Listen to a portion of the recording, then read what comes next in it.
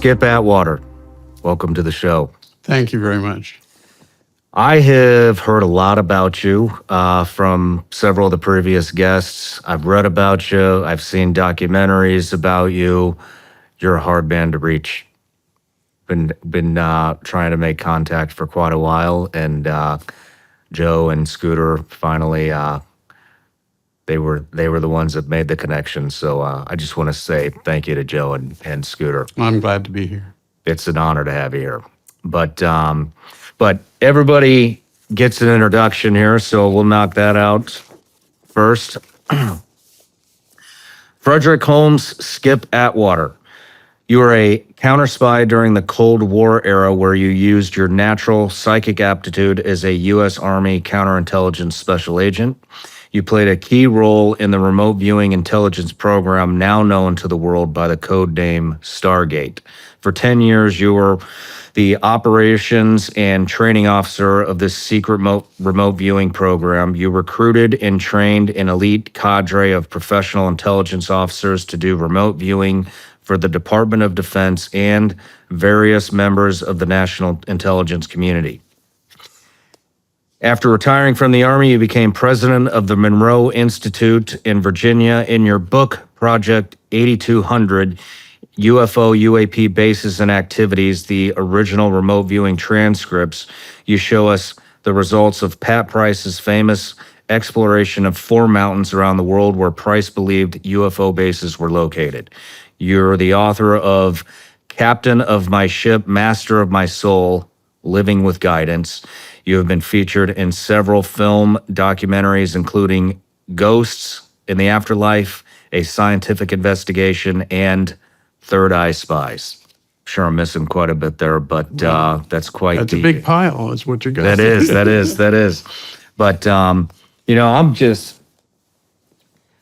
have been fascinated with this subject for many years now, and with every person that I interview, I just get more intrigued. And you have been involved in this almost since the very beginning, from what I understand.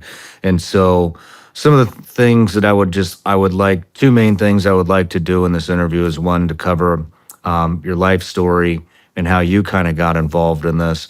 And I would also like to go over, the history of the Stargate program and kind of how it came on the map for United States intelligence.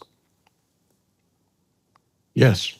I can talk about all Perfect. I can talk about all that. Perfect. But before we get too in the weeds, I have a Patreon account. Patreon, it's a subscription account. There are top supporters. A lot of these folks have been with us since the very beginning, and they're the reason I get to sit here and you're here as well. And so one of the things I do is I offer them the opportunity to ask every guest a question. And so this question is from Jay. What neurological structures in the brain are responsible for these altered states of consciousness? Is it simply dreaming? That is an interesting question, because we've been thinking about the brain for a long time, and the brain is this and the brain is that. And it used to be thought of hundreds of years ago of that's just to keep your head warm, because they don't know what the brain is and what's going on up there. But it's something that, over the past 50, 100 years has become the answer to everything. If it's it's in the brain, you have to fix this part of the brain right here. That's what's wrong with it. And so him asking this question is a reasonable one, given the education we have now. I'm not so sure that 50 years from now, that will be much of a question, because it seems that all these things that people do, whether it's remote viewing or whatever they call it, seems to have something to do with quantum non-locality, or the everywhere, every when of all information. What did you call it first? The quantum? Quantum non-locality is a technical term for it, but they had to invent that 60 years ago because they didn't know what was going on. There's lots of science on saying that there's no space and there's no time. And these people, we'll just call them remote viewers because it's a good thing to use as a name. Not that I like it so much, but that's okay. Everybody calls it remote viewing. What do you call it? I attempt to list out several different things.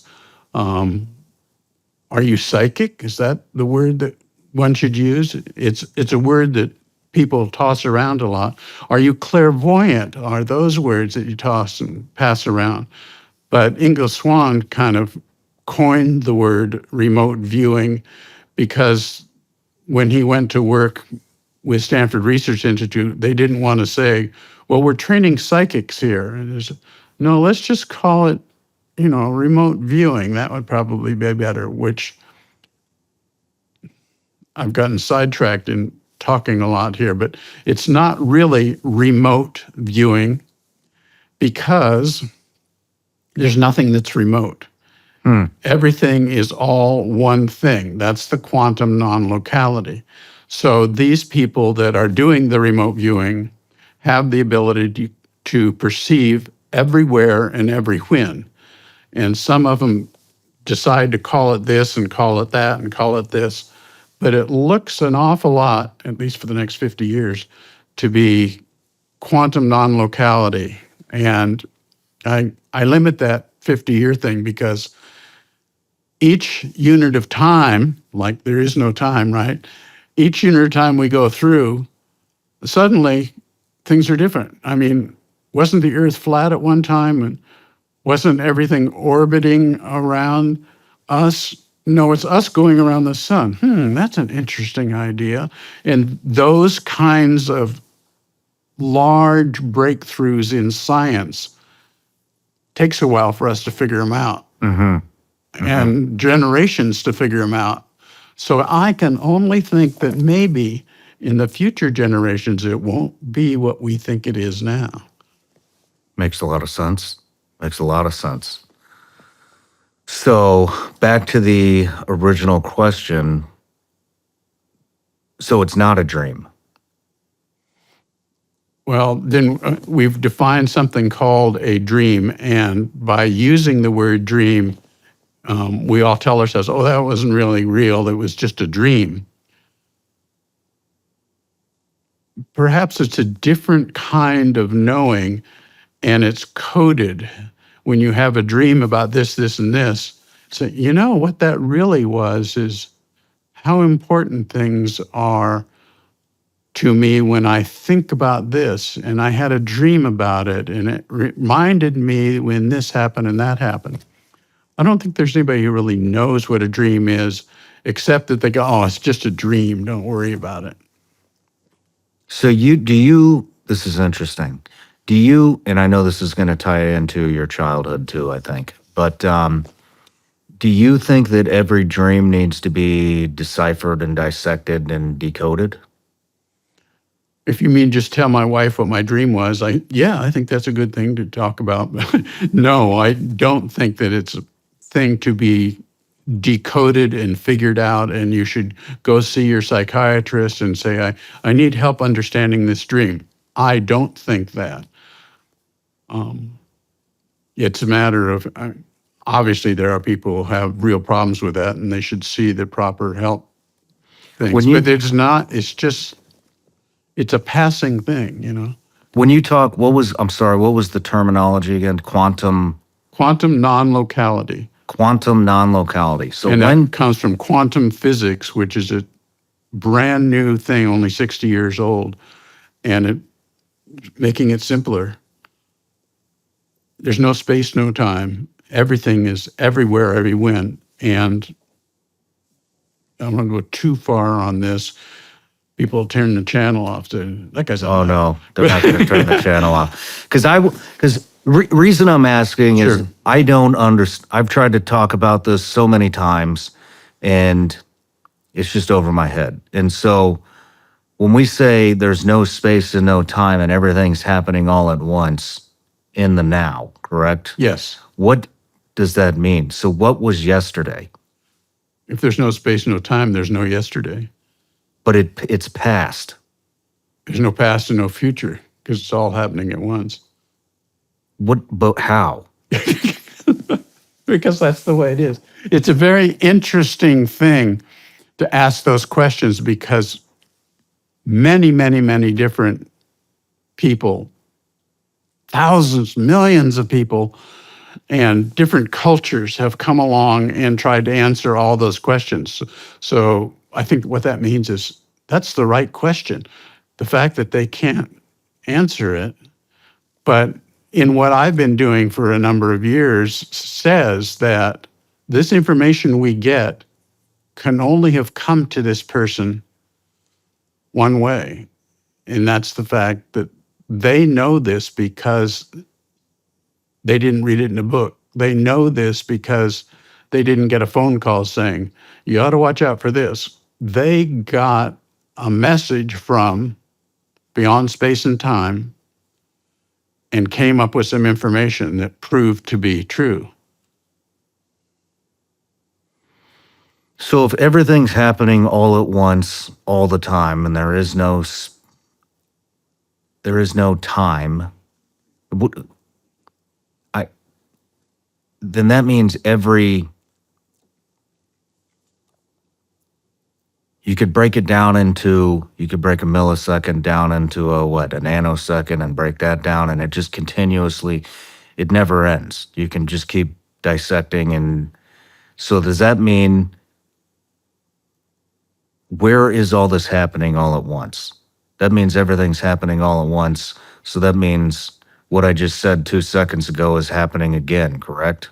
There's no again if it's all at once. Help me understand this. I just thought of a joke in my head when you were talking. It's like, he's trying a second chance. And I snipped the word second out. Yeah, I was glad to be of help, but I am as confused about it too, except for things happen in my life and other people too that say, it's funny you brought that up because I was just thinking about that too. And do you think that means this and this? And it's like, well, how could you have thought about it yesterday morning and I think about it 2 days later and it's the same thing? Doesn't that mean there's a little hint that we are all one together? And I use a gesture that you might want to cut out, but I always say, God. Yes, God is a religious word, and we're getting off track here, but it's in my head. So I saw interesting street scene done with Muslims, and the guy was driving up in a taxi or a car, and all the little kids came around and said, gimme, gimme, gimme, gimme, gimme, gimme. And the guy got out of the car and went like that. And they walked away from him because everything that comes to you comes from what we believe in, not by me giving you quarters or whatever out the window. Mm. And it was in the movie, it was an interesting lesson he was teaching those kids. They're used to trying to find something to eat and run down the street and chase anybody that looks a foreigner or whoever to give them some money and make their life better. And this guy got out and he just went like that. And all the kids are like. Interesting. So if no time, I'm trying to understand the concept of no time. Everything's happening at once, but what is the space? When you say there's no space, what does that mean? Well, if in my mind, if I back up hundreds of years and watch the way people have organized what they thought was space, like we talked about a minute ago, in terms of the Earth is the center of everything, and everything else goes around the Earth. And then you think, well, no, look at it. We've measured out over the years, and we found out that not everything is the center of the Earth. As a matter of fact, if you look, there's things out there, right? They're really strange. And there's a bunch of things out there, and we're calling those planets. Well, how do you know it's doing that? Well, it took a long time for guys to figure it out and watch it happen. So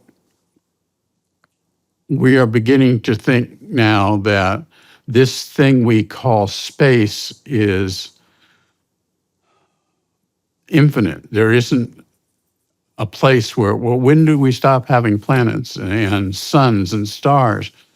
And it's a good question, because some of them say everything was supposed to collapse back in a billion years from now and start all over again with a Big Bang. And then time went by and the scientists looking out and said, all of those things aren't coming back. They just keep going further and further and further away until, as time passes, like there really is time, it will be so far away we can't see it anymore. Well, then are we alone in the universe? What's space all about? That's interesting. So because the universe is expanding. Yes. So we will hit and they can see the beginning, they can see the Big Bang, from what I understand, supposedly, correct? It happened however many, And so, and I will challenge that statement, not that it's a big deal. Yes, the Big Bang is the thing. Well, how much longer, how will that stick? Will that always be, that's the way it is? Or 100 years from now, 200, 500 years from now, they will say, that Big Bang thing just doesn't work. Yeah. Yeah. No. I mean, Pluto's no longer a planet. Lots of things change.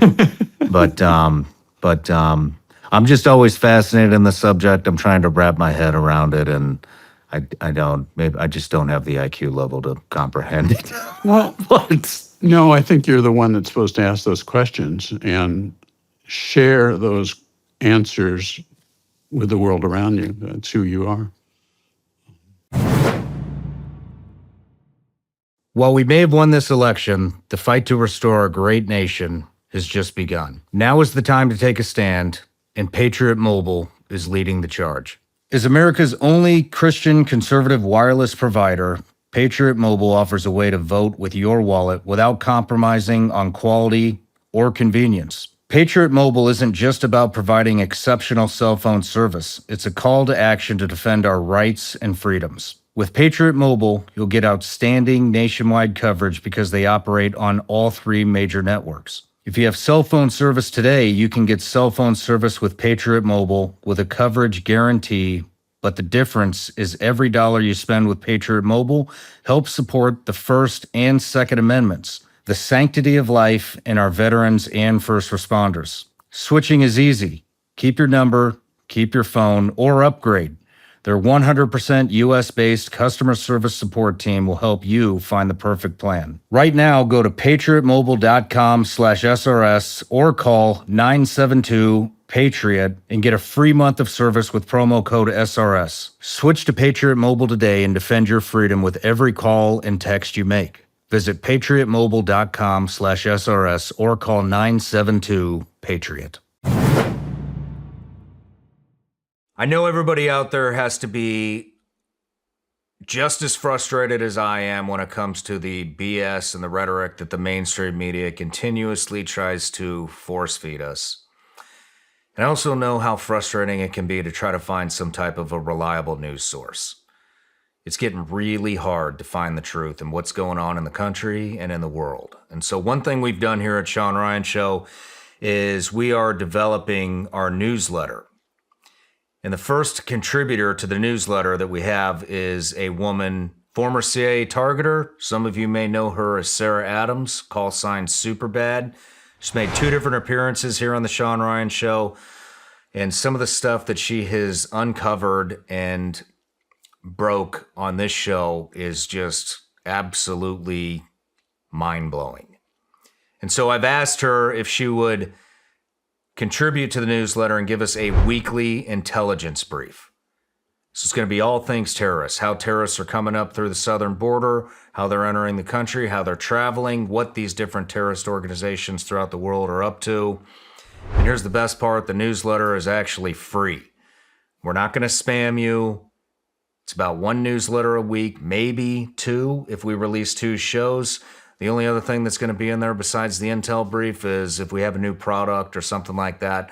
But like I said, it's a free CIA intelligence brief. Sign up, links in the description or in the comments. We'll see you in the newsletter. Thank you.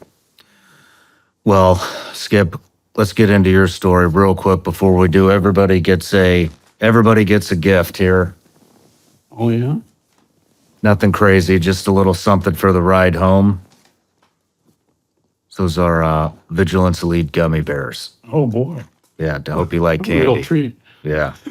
Made here in the USA, Michigan. But Well, thank you. I will bring that home to my family and I'll say, really? Oh, those look really good. right on, right on. Well, Skip, like I had mentioned at the beginning, you're a massive part, played a massive role in the Stargate program and remote viewing and in U.S. intelligence. And so I want to talk about your journey on how that all came about. And so let's start in childhood. Where did you grow up? I grew up in Southern California, and my dad was a dentist, and my mother's father was a dentist. So the family business was dentistry for them. And there were a couple of kind of childhood things that were interesting to me because they seemed normal to me because they were happening in the family. And then as I got older, I would say, well, I got kind of a weird family. And it sounds like I didn't like them because they were weird. It was more of a casual comment about that. My mom used to talk to animals that died, a cat or a dog or whatever thing, and they'd tell us kids and shit, but they're fine. I talk to them and they're going to be okay and so forth. And I was like, okay, Mom, I'm going to school. I guess one of the stories is an interesting bedwetting story. When I was 10 or a little bit younger than 10, I was still wetting my bed, but I wasn't teased about it. It was just a thing that I had to pull the sheets off the bed and run them through the washer and then make the bed again. But it wasn't teasing or anything else. Of course, I felt a little of that at school, that people would talk about that. And one night I woke up in bed and the bed was all wet. And I was screaming and mad at what had happened because there was no reason for this. It was an embarrassing thing for me with 2 older sisters and school kids talking about it. So my mother came in. Are you all right? You fell out of bed? Did you get hurt? Why are you screaming? What's it all about? And I said, I went into the bathroom and I sat on the toilet. And when I began to pee, I woke up here in bed. And now my bed's all wet. And, very angry, really outspoken about it. There's a joke in the end. It really pissed me off. At any rate, my mom put her arm around me and she said, oh, it's okay. It's okay. It'll be okay. And I was like, well, why are you so cool about it? I didn't say anything. She says, sometimes you're in your body and sometimes you're not in your body. And I'm like, so when you go into the bathroom, you have to make really sure that you went to the bathroom, because it's obvious you didn't. And we go back to the discussion of dreams. Maybe you dreamed you went into the bathroom and you didn't. And you peed your bed again. Well, that left a idea in my head. As the days rolled by and weeks rolled by, it was like, what does she mean by you're not in your body? And so I would kind of practice at night and found that I could get up and look out the window and then look back and I was in bed. And I said, that's pretty weird. And as time went on, I would jump out the window and my out of body state would jump out the window. And I learned to trust that. So when you say, let's rewind for just a second. When you say you would get out of bed and look out the window and then you would look back and you would be in bed. I mean, how old were you when this started happening? Right around 10? It would be over 10. So maybe in the next year or two, those things started to happen. Do you remember the first time that happened? Yes. What were you thinking? Made an impression. Well, I want to go out and play with my friends. I found the first thing that I ran into when I'd go away from my sleeping self in bed, that I was in some sort of school situation, like night school or something. I was in something called night school. But then when I got a little bit older, I started to go find my friends. Well, where's Mikey down the road? Well, hey, what if I go over here and find this? And they were out of their bodies too, although they didn't realize it like I did. And so that became part of my life growing up. So does that mean when you interact with somebody in a dream, you believe they are also out of body? I can't answer that question. I can only say what my experience was. And the question is, are they out of body? And I'm not so sure that we use the term out of body. It's happens in the hospitals and dying events and everything else. And so we've codified that as, oh, you were out of your body. And then I say, wait a minute, Skip, wait a minute. You're everywhere, every when. There's not a being in the body or being out of the body. So I had to just, well, maybe I shouldn't talk so much because I don't know what in the heck's going on anyway. So the next thing that was kind of like that, telling the story of the weird family I grew up with, which contributes to my eventual career. When I was older and was into, high school and cars and stuff like that, I got a car from my dad's nurse. She gave me a car and I crawled underneath and started taking it apart and everything. My dad was really liberal. It was okay if I took stuff apart and the garage got dirty, and he'd look under the car and say, how you doing down there? You making any progress? And he was very much, and let me find out for myself and let me figure it out for myself. And got that taken care of. And then later, I bought my uncle's car for $100, a 54 Ford. And immediately I went to the other uncle who gave me a 292 engine, which I had punched out 60 thousandths with a racing cam in it and so forth and so on. But there was something else going on.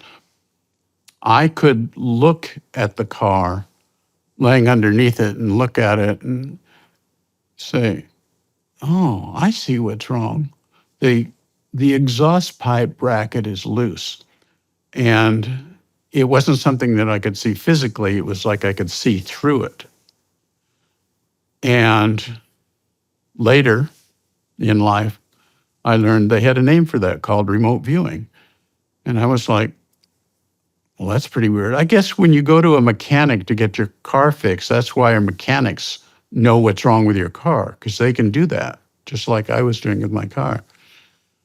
Later, I found out that isn't what they were doing. But Wow. that's part of this development thing that's happening in my weird family again that does it. And one more short story. When I was going to elementary school, my mom sometimes would pick me up from school. And she drove a Oldsmobile station wagon that had the fake wood on the sides and the little hood over the top of the windshield. And she picked me up on this side of the street over here. And then she'd look up and down, and then she'd throw a big U-ey to turn around and go up to where our house was. Well, one day when she turned the U-ey, the door swung open and I went floating out. And she turned at me and looked at me. And I floated back in. And then I reached over and got the door and closed it. And she said, you're always going to have to close that, because it can open up anytime you want. And we didn't talk about it later. I didn't say, what was that floaty thing all about? How did you do that? And it was like, that wasn't up for discussion. It just, things happened. Wow. So that's the weird family I grew up in. And when it came time to get drafted, I'd gone to college and everything. And then finally I got out of college and got jobs, and I wanted to just go make a career out of it and so forth and so on. Until what's the expression that comes through? And they said, greetings. You are classified 1A and we have a draft and so forth and so on. And the minute that happened, when I was going around to different department stores looking for jobs, they said, and so what's your draft status? Oh, they just got me in 1A here. And they said, well, we can't hire you. And I said, what do you mean you can't hire me? He says, well, if you get a job here and say you work up a little bit in management, you become a cashier, and then you become a section of the store manager, and then you finally become the assistant store manager, and you get drafted, they have to keep that position open for you. You have to be able to walk out of the Army afterwards and go into that same position, even if you're in the Army 3 years or whatever. So we don't hire people that are 1A. And I said, well, I know how to straighten that out. And I walked down the street and found the recruiter, and I said, I have to join the Army because I have to get rid of this thing hanging over my head. I'm never going to get anywhere if I don't get rid of this thing. And he says, well, what do you want to do? And I said, well, I don't know. What's there to do? And he said, well, look at those brochures over there and spend some time looking at that. See if you see something there that you'd really like to do. And so I went over and looked at the brochures, and I saw this one, it was a blue one, a trifold blue one, and it said Army Intelligence. And I said, what about this one? This looks really interesting. Oh, I'm sorry, but I can't interview you about that. That's not what I do here in the recruiter's office. And I said, but this looks really interesting to me. I have some college behind me and speak Spanish and so forth. And what do you mean you can't talk to me?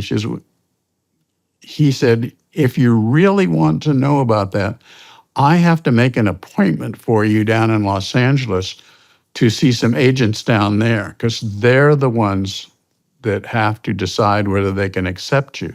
What was the brochure? It was just a trifold brochure that said military intelligence, and it was blue on the outside, and I opened and read it, and that sounded better than being a medic or being a rifleman and getting shot or anything. So I said, well, let me go talk to them. what this is all about is, in my book, it says living with guidance. And we define guidance. There seems to be something moving me through my life that I'm not entirely aware of. It's just like, oh, okay, that looks, oh, okay. Now at my age, I say, oh, that's what that was. Anyway, I got into military intelligence. Well, what was it? What was military intelligence? No, what was the thing? I'm sorry, I lost. What was the thing guiding you through life? Oh, God. if you use the word God, yeah. What do you use personally? You just use a hand motion. No, but I only remember that, and my wife share it back and forth because we know where it comes from. It means we are all one. We are all there already, and we have souls there that help us, and souls that can split themselves and go help other people, and they can be here and still helping you over there. We are the oneness. Okay. So I went off to school, and my mom has always told me, you're going to be okay, but I don't want to go to Vietnam, man. And you're all going to be okay. And so I go through the school, learn how to interview people and be a counterintelligence agent, so forth and so on. And you like that? I say so forth and so on, just to fill in the blank there. And there's another one, this, that, and the other thing. So when it came down and the assignments in the classes where they were graduating people in classes out of there, trying to make a lot of counterintelligence people, every other class went to Vietnam, and then the next class went everywhere else, Europe, around the US, and so forth and so on. But it was something to worry about as you were coming up to graduation. And I got sent to another strange place called Alabama. So my first assignment was, isn't this interesting? And my mom used to say, somebody's always going to take care of you. Yeah, Mom, whatever you say. And I went to Alabama, and I know 6 months later, Vietnam was over with. And that began, what am I going to do now? Well, as a corporal or a sergeant by then, I guess, every now and then I got the duty of the teletype. They didn't have other things besides teletypes at that time. And so they'd call me over to the headquarters building and say, okay, this is your week on the teletype, and learn how to use it and everything. Everybody here does that, so we all know how to use it. But what that meant is I got invitations to, how would you like to go to language school? How would you like to go to technical school and learn how to bug things? How would you like to do this? And I would take the ribbon out of the teletype and say, we have a volunteer for that right now. And so that's how I created making all of those particular things for me, and went to language school and so forth and so on. Went down and spent some time in Panama. But let's rewind real quick. yes, So it sounds like your mom had some type of ability as well. yes. Did your father? Yes, but it was much more subtle. My dad was a quiet guy, and he was subtle, but he was tuned in to what was going on. He was raised as in the religion where they don't believe about going to doctors. I don't remember what the name of that is right now, but when he had a broken shoulder bone, his mom tied a red ribbon around it, and that was supposed to heal it up. And yet he became a dentist, but they didn't call that a doctor. I mean, that's a dentist, for goodness sake. That's not a doctor. So he was very gentle about things. But he was aware. I was very sensitive with him. And I think part of one of those things, as I said, he always encouraged me to try things out. And he let me paint a car in the garage. And all I did was hang up sheets all around it. And I painted the car. And he said, "How did it turn out?" And I said, "Oh, it's pretty good. Painted Uncle's car blue." No, I had a 40 Chevy and I sprayed it taxi yellow and wrote taxi on the side of it. And they didn't like that driving around Glendale, California. And finally, a cop came by and he said, "We want to talk to you about your car and the word taxi on the side." I said, "Yeah, what's wrong with that?" And he said, "There is no law that says you can't do that. There's no problem with it. However, all the people that are in the taxi business can't stand it because they think it downgrades their feelings about their own car." And I said, "Okay, I don't have a problem with that." So took taxi off the side, and I think I sold the car for $75 to somebody or something. So Nice. Did you have brothers and sisters? 2 older sisters, yes. What about them? They were girls. They weren't as tuned in as I was to this whole thing, but they certainly understood it. And as we got older, we'd talk about these things. They're both dead, and we'd talk about these things and them going through their deaths, and I was there with them and so forth and so on. And they respected, is that an expression? They respected me down. They knew something was different about me. It was 4 years to one sister and another 4 years to the other sister. So I was the youngest of the family. But as we all grew older as people, there was a different arrangement of the kinds of things Skip did and the kinds of things Sonny did and the kind of things that Sue did and so forth and so on. But yeah, they were different. What was different? What was different? They liked chasing boys and Okay. ditching school and getting in trouble for it. And Did you ever hear any conversations between your parents about some of these abilities? no, there's a sidebar to that. When I got out of OCS and was on my way to go to the Pentagon, because I told somebody I wanted to do stuff with remote viewing because I thought it was a threat. He said, "Well, we'll assign you to the Pentagon and you go find it. As a lieutenant, you'll be somebody in the Pentagon that's on the night security voice, and you have the access to everything and make sure people lock doors and don't leave classified documents out and so forth." I never actually made it there because somebody intervened. And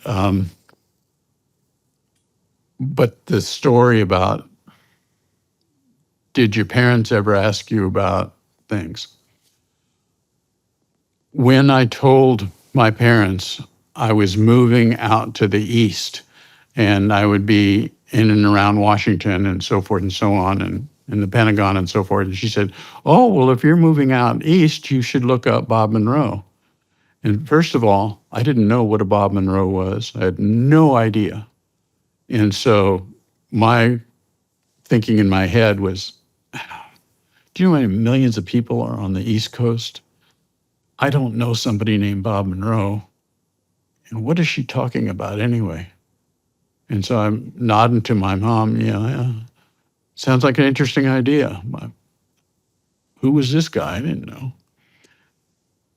So I drive out there, and just before I left Fort Huachuca, Arizona, which is where I was teaching at the time, got a call from up at Fort Meade, and INSCOM had just moved half of their outfit to Fort Meade, and the assignments officer called me up and said, "We're changing your orders of going to the Pentagon." And I'm like, man, this guy arranged for me to go to the Pentagon so he could help me find out about remote viewing. And now these orders have been changed. And, well, I guess I'll just have to forget about all that stuff called remote viewing and what I wanted to do and help the intelligence community and so forth and so on.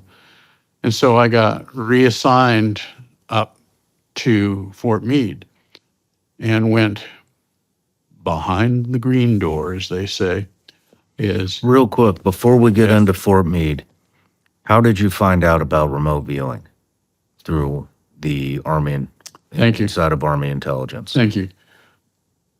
I was teaching at Fort Huachuca, Arizona, and a friend of mine, Rob Cowart, and I found Putoff's book, Mind Reach, where they published all of their remote viewing studies, as much as the CIA would let them publish that. And I got a hold of that book, and Rob and I would look at it. Look what they say in here about this. Both of us were counterintelligence specialists and doing inspections in different countries and so forth and so on. We don't check for this. We don't see if anybody is remote viewing our Army units. Ding! Something happened. And so I went to the colonel down there just before I went to OCS, and he said, "Well, you keep your nose clean, you come on back here, Sergeant Atwater. I'll see if I can get you any assignment you want. When you come back here as a lieutenant, you be ready to tell me what you want to do." And so, meanwhile, months ago, Rob Cowart and I were talking about this book from Putoff, and he said that, we were like, we're counterintelligence specialists, and we're not doing anything about this. We're not climbing in people's attics or whatever we do. So when I got back as a lieutenant, I went into Colonel's office, and he said, "Well, Lieutenant, you're coming to me to tell me where you want to get assigned." And I said, "Well, sir, it's a little bit different than that." And he said, "Well, what's that?" And I said, "There's a book here by some scientists called Mind Reach out at Stanford Research Institute. And they're studying something called remote viewing." And he said, "Well, what's that?" And I said, "That's why I'm bringing you this book, sir. I think this is very dangerous and a threat to the counterintelligence work we do." And he said, "Well, leave the book with me, Lieutenant, and come on back tomorrow, and we'll talk about this." Came back tomorrow, and he said, "Lieutenant, I think you're right." And that's when he reassigned me to the Pentagon, which I never got to. So that's the beginning of it, of how I got into remote viewing. Started back at Fort Huachuca with Rob Cowart, deciding this isn't right. We should be doing something. This is our job to watch this. And then things switched back and forth from the idea of not getting to the Pentagon. That wasn't the place I should be. Arrangements were made. And wound up at Fort Meade behind the green door. And I was given a room behind the green door after I passed all my security clearances and everything, and dug through the safes in the room. And I reached down into this one and picked it up. Those are 3 classified documents on remote viewing. Wait a minute. I thought all this remote viewing stuff was done since I didn't go to the Pentagon like it was planned that I was going to go do that. What is this stuff anyway? So I read through it. And Major Keenan, my boss then, was down the hallway, and I came out and said, "What is it, Lieutenant?" I wasn't the regular lieutenant because I'd been in the Army 10 years as an enlisted man, so they had a little more respect for me. And I took these in. I said, "Sir, I found these 3 documents here, and they're all about remote viewing." And he said, oh, yeah, Lieutenant Colonel Scottsko was over there, and he was very interested in that. General Thompson was the one that was looking after that. What was that all about? And General Thompson in this story becomes Major General Thompson later. And there's a term in the military called getting a grandfather, meaning there's somebody who's going to take care of you, make sure you do the right thing. Turns out General Thompson was my grandfather because Keenan, Major Keenan, who I went to with these documents, knew General Thompson. And he said, I've got a guy in here that knows about this. What's his name? Atwater. He said, you let Atwater do whatever he wants to do. And I didn't know that was happening. Interesting. But I knew General Thompson knew Kit Green in the CIA, and they'd been working together, and he knew all about this stuff that the CIA was doing. So General Thompson had his finger on me through Major Keenan, and he said, well, what should we do about this? Well, we should recruit some people to do this. And how are you going to do that, Lieutenant? I said, well, I think we ought to interview some people that have security clearances so that they can do the kind of work we do at looking at the counterintelligence problem. That was the beginning, before it was called Stargate. That was the beginning of doing this and working through this situation to get these people trained. Wow, very interesting. So how did you guys, where did you start? I mean, a lot of people have security clearances. There's a lot of people in the intelligence world. It sounds out there. It is what it is. Yes.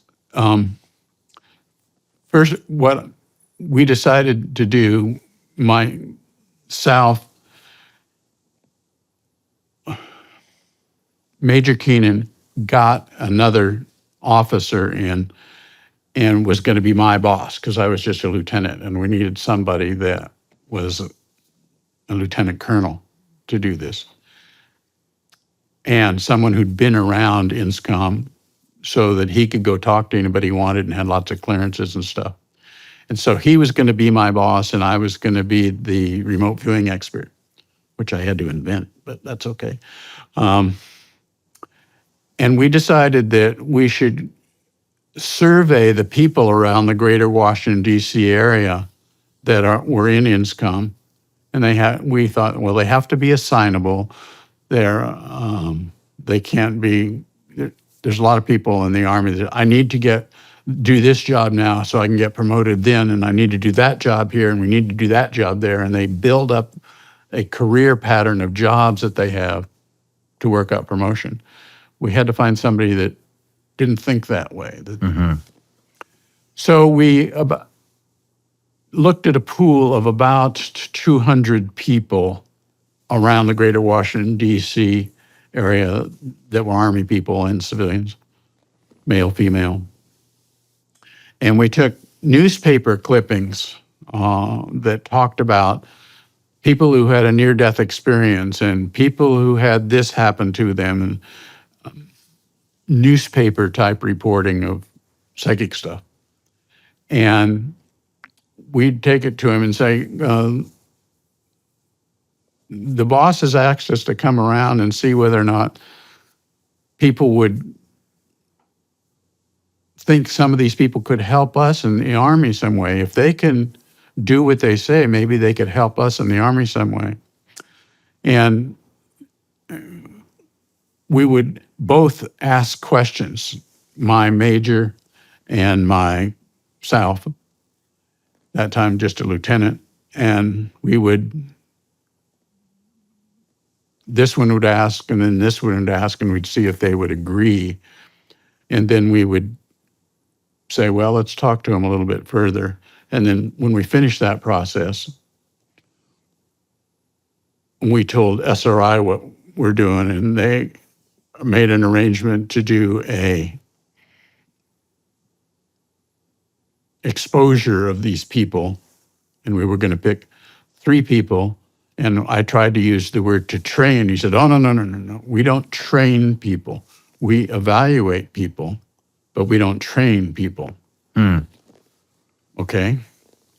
Don't use the word train when you talk to Stanford Research Institute. That's what I learned as a little lieutenant. And so I said, so for our orientation, we want to do 3 people. And meanwhile, we recruited these people by the method I told you of showing them the newspapers, and some of them weren't the right people. And when we told them we had 6 people selected that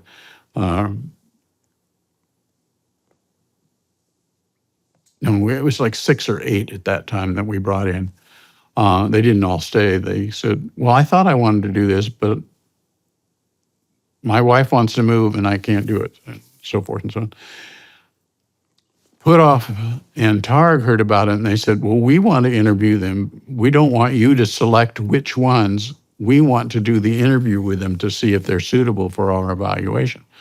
So they came to Fort Meade and we brought all these people in and Put-Off and Targ and talked to them about it and liked the people and shook their hands and everything. And then we went out to lunch, Put-Off and Targ and Scotty Watt and me went out to lunch, and they were whispering at each other. And finally Put-Off said, well, I don't think we want to take 3 people. He says, I want those 6 guys. Well, how about the agreement we had on how much money we had to pay you to evaluate the 3 people? He says, we'll do it for the same price. Those people sound good to us, and we'll deal with them. So they eventually took the 6 people out there, and then later on found the best 3 of those and had the 3 of them go back again. For example, Joe McMoneagle. What are some of the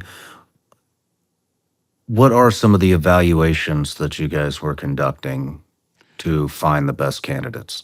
Okay. There's SRI situation, continue with that, what they did. What they did is they had people, somebody would drive away from SRI, and then someone would sit back at SRI and get interviewed and say, describe to me where Dr. Put-Off's gone. And then later they would bring that back and they would have, this is the true place he was. And then there were 6, 1 out of 6. And so they scored them. Another person, a judge, would look at what the remote viewer tried.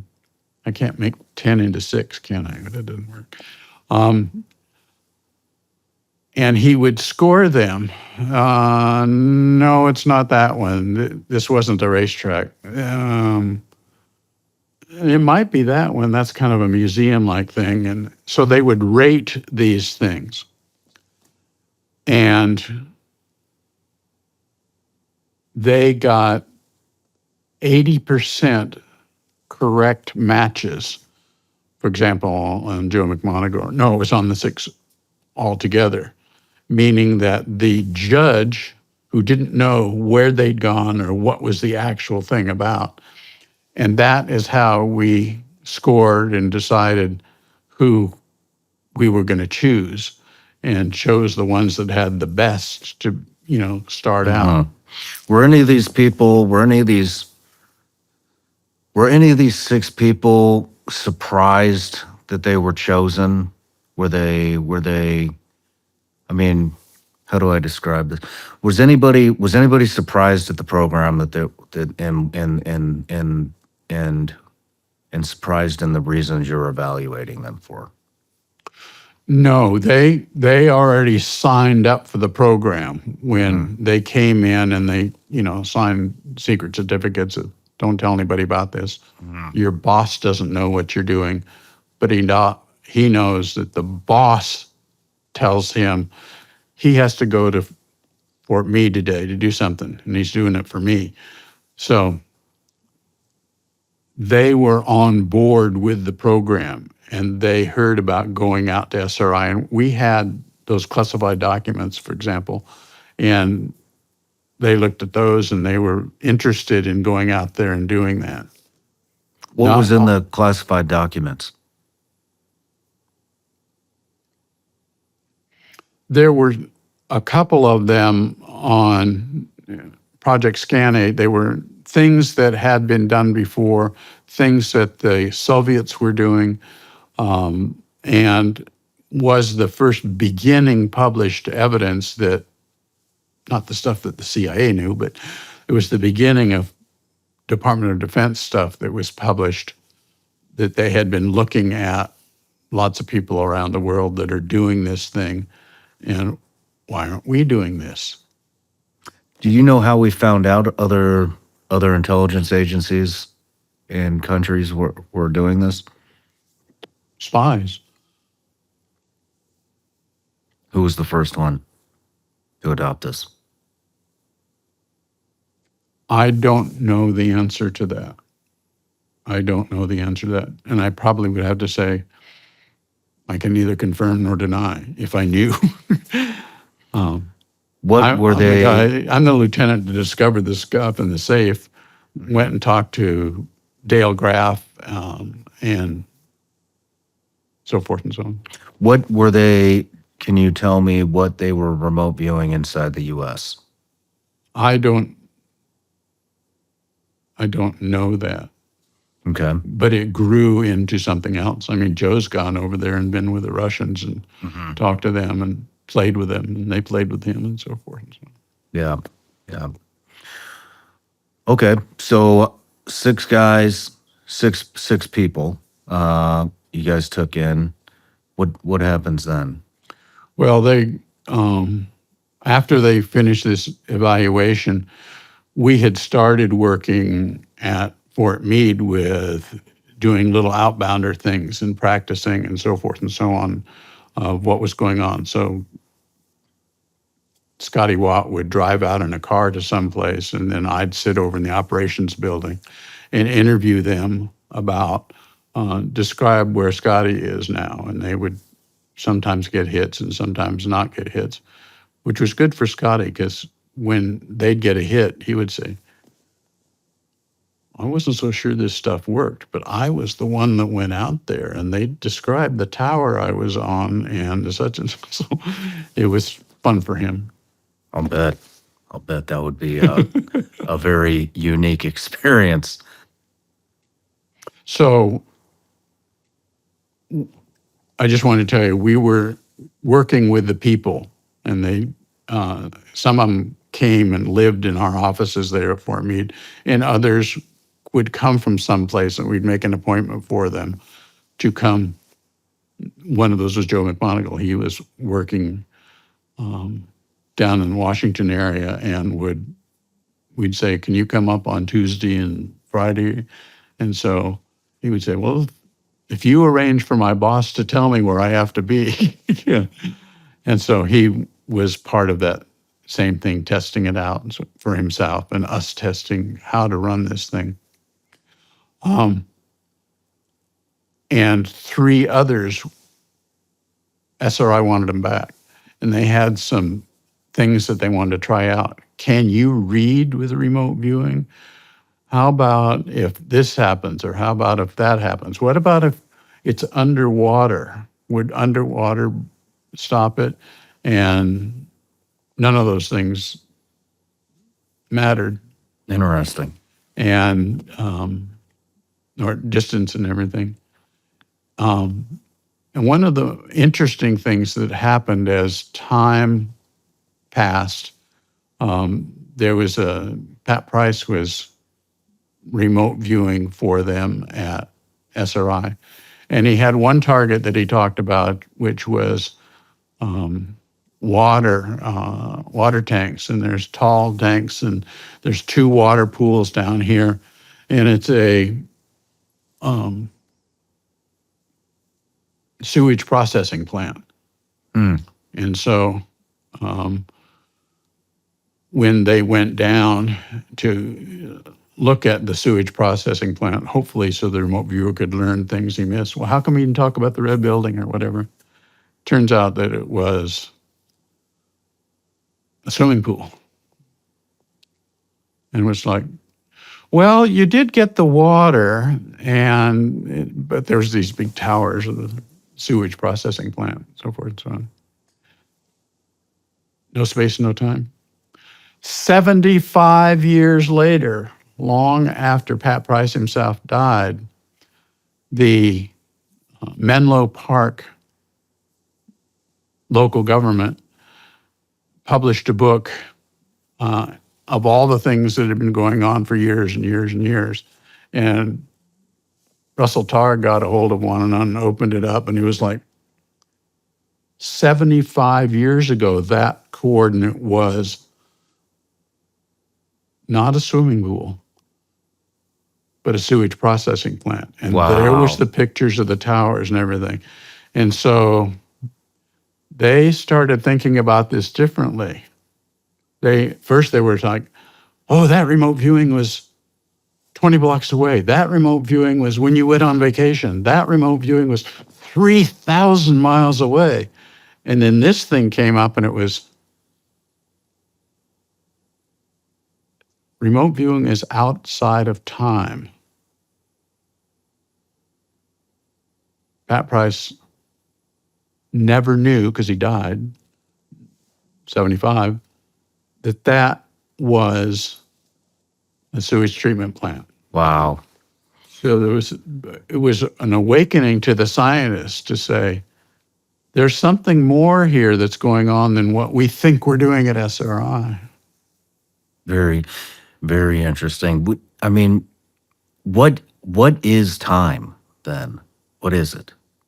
It's that If it word doesn't that just exist, came out of your mouth. then what is it? It isn't. It's a thing that we have invented to organize our lives on Earth. My cat doesn't know time, and the birds don't know time, except when the weather changes, they're supposed to fly south and so forth and so on. But they don't think of time. And if I knew more about the history of cultures, different societies over time that have come up over the hundreds and thousands of years, they probably have lots of differences. I imagine weather and when you plant things and when you harvest things is a much more crude kind of interface with that. And you're not so concerned about, let's see, it's about. Mm-hmm. Mm-hmm. So that's a really good question. What is time? And my answer is, well, it depends. Who is keeping track of something and decides to say, that's spaced out this way. The seasons of the year, except if you live at the North Pole and the South Pole, they're pretty much always the same season, kind of thing. But sounds like humans are the ones that are more concerned about time. Okay. Let's talk about some of your career in remote viewing. Right. Remember that I am not a remote viewer.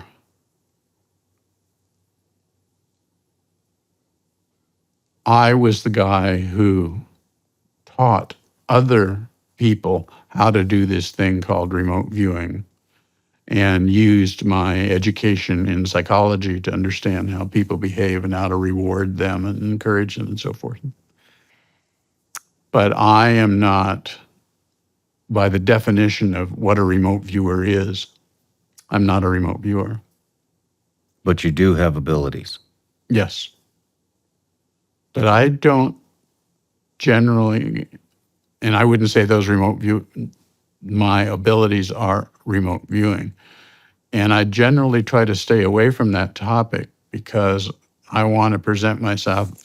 This is the way it was done. This is the way it was monitored. This is the way that it was validated, given to the Pentagon these answers, and this much was right that they told us about. I like playing that role Okay. as opposed to I do remote viewing too. Interesting. Understandable as well. How was Joe when you met him? Joe was kind of a complainer about, I can never get this right, and they're not promoting me fast enough, and they should do this and they should do that. And that was bitching was his forte. Had a marriage that was breaking up. But boy, could he remote view. So I love Joe. I mean, I really love that. He made the day. He would tell me things, and I'd be sitting there, how in the world did he know that? I mean, all I did was from Major Watt across the way, he said, okay, well, here's what we're going to start on today. So one of the things we did was, not always, but one of the things we did is I wouldn't know what the target was, and it might be in an envelope or it might be a coordinate or whatever. And I would take it over to Joe. So I don't know. Most of the time, I don't know, and Joe didn't know either. And then I would take it back after doing one short session. Joe would say, well, this is a cold area and this is really cold. There's snow on the ground and it's northern somewhere, but it's a industrial area. There are smokestacks there and there are many buildings and so forth and so on. So I'd stop. That would be the end of the session. I might have him sketch some stuff. And I'd go over to Scotty Watt and I'd say, sir, this is what we got today. And he'd open it up and he'd say, schedule your second session. Because he could tell me, you're on track. There's something going on here.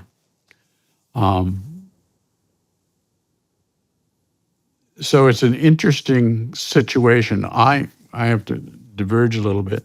People were talking about, oh, it's coordinates you use. Oh, it's a picture you use. Oh, well, let me say, you can't use coordinates anymore. You got to scramble the numbers and make up a number and say that's the number. Still works.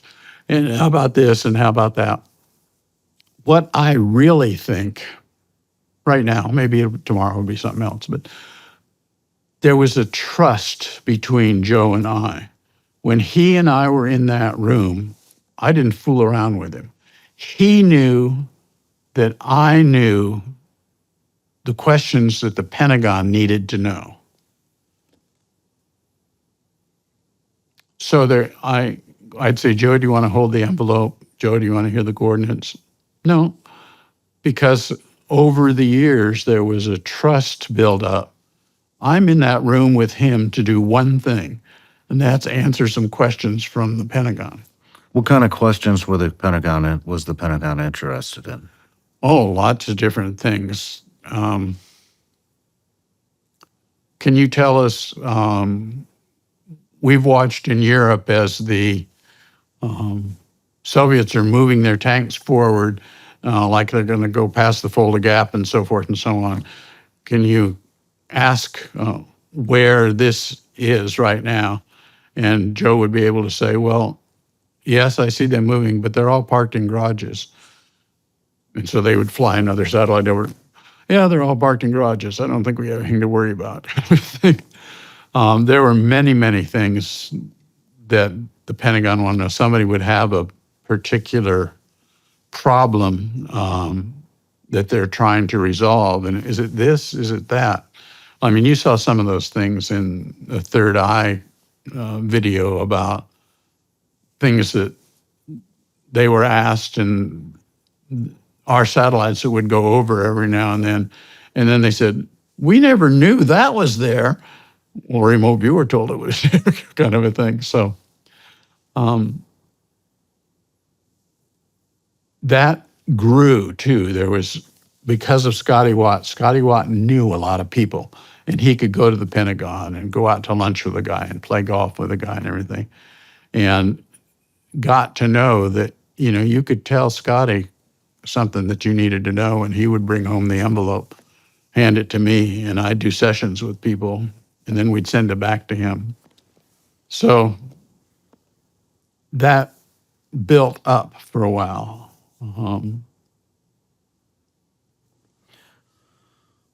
Let's take a quick break. And when we come back, we'll get into Project 8200. Okay, that's great. Perfect.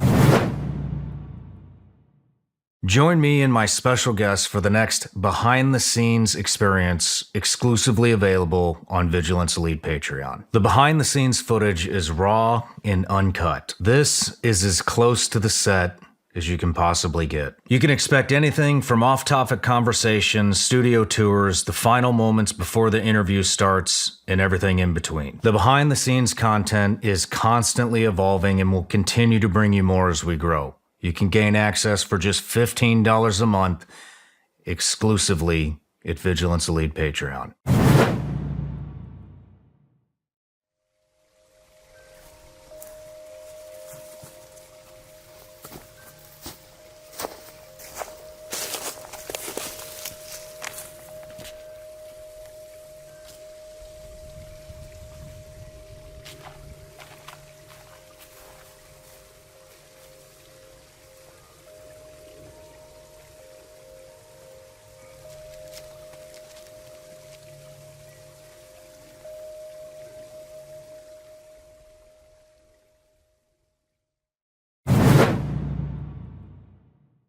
All right, Skip, we're back from the break. And right before we left, we're getting ready to get into Project 8200. But you had mentioned an important point that you wanted to bring up about how the remote viewer knows what to focus on, it sounded like, in the middle of their journey or experience. What do you call it?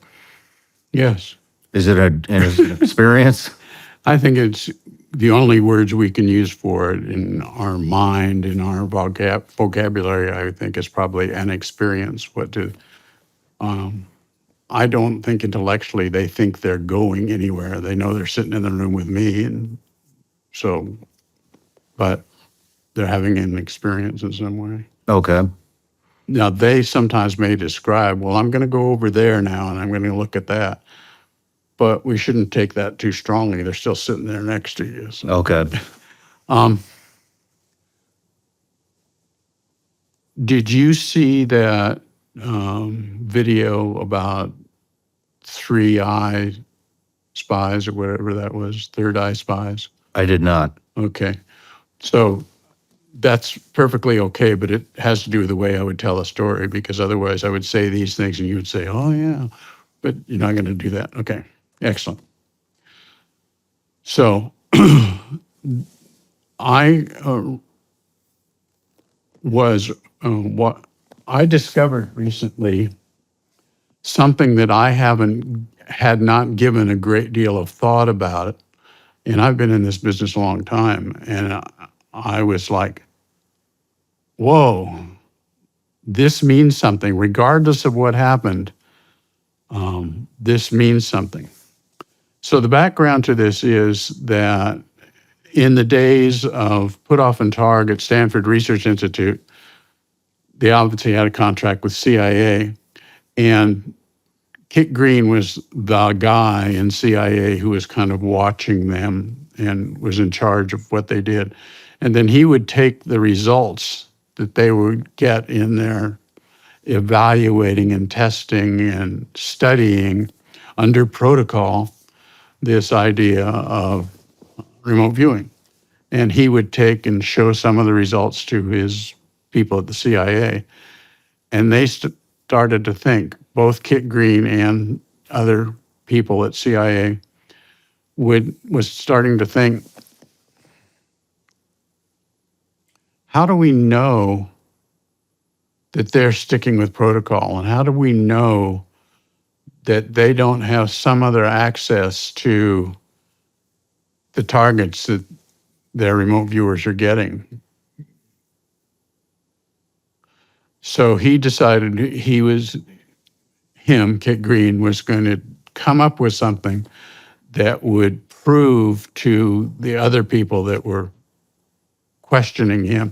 You know, this stuff is garbage. It doesn't work. It doesn't make any sense to us. He keeps telling him about it and everything. So he decided what he was going to do is he was going to go to another friend of his in the CIA and go to him and say, I want you to give me a set of coordinates, geographic coordinates, that I have no knowledge of it. I know nothing about it. I don't know what it is. And he said, okay. And he gave him the coordinates and he said, so I don't know what this is. That means nothing to me. I don't recognize it as being the Eiffel Tower or anything. And he says, that's right. You won't know what this is. So he passes that out to SRI. And SRI comes back with this. It's a very elaborate description of this place. He says it's very secret and guards and fences around it. And I went inside and I looked through safes, and on the wall this was written, and opened up the safes and read what the words and names of the files were, and end of session.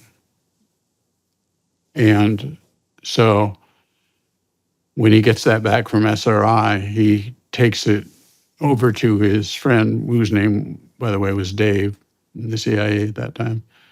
And he started laughing. He says, this nonsense that you're doing, kid, it's just nonsense. It's ridiculous. And he said, well, what do you mean? He said, I built a cabin last year and fixed it, and I gave you the coordinates to the cabin. And he went to his other friends and said, this is what SRI told me. And they're all like, you got to be kidding. And he says, no, this is this. He says, that's a real place. And nobody knows about it. So he got in his car and he drove physically to the coordinates up in the mountains, found this guy's cabin, and said, what is going on here? This makes no sense at all. And he turned around and went down 100 yards down the road, and there was a well-cut, well-groomed road, and he turned up there and came over a ridge, and there was Sugar Grove. It was, in the late 60s and 70s, the Navy's installation for monitoring Soviet satellites. Interesting. Which actually physically doesn't exist anymore. Never mind, that wasn't ever there, but we have pictures of it, and you can look up Sugar Grove online. So I need to try to add here. When he went in, he said everything had to do with the names on things and the files and so forth had to do with playing pool. There was a cue ball and 9-ball and 8-ball and this and different kinds of shots and everything. And when he showed that to his other CIA friends, he said, all those are top secret, classified, LIMDIS names. Those are real names of a real project of Sugar Grove. And it was like, how did that happen? Well, because he had given, this is where it twists up a little bit, but I'll get back to it straight. He had given that to SRI and was expecting that either Hella Hammond or Ingo Swann would do the job, and they were going to look at it with one person and so forth and so on. Turns out that Pat Price was hanging around. He said, you guys got something going on here? Here, I'll help. And he was that kind of a guy, you know.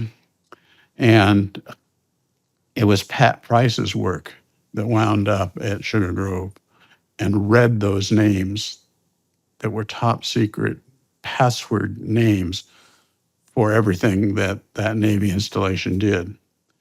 And they immediately showed up in Green's office, angry and mad. And what did you do? And we're going to have to investigate this. There's a leak in your department here, and this and that and the other thing. And he said, SRI did it out in California.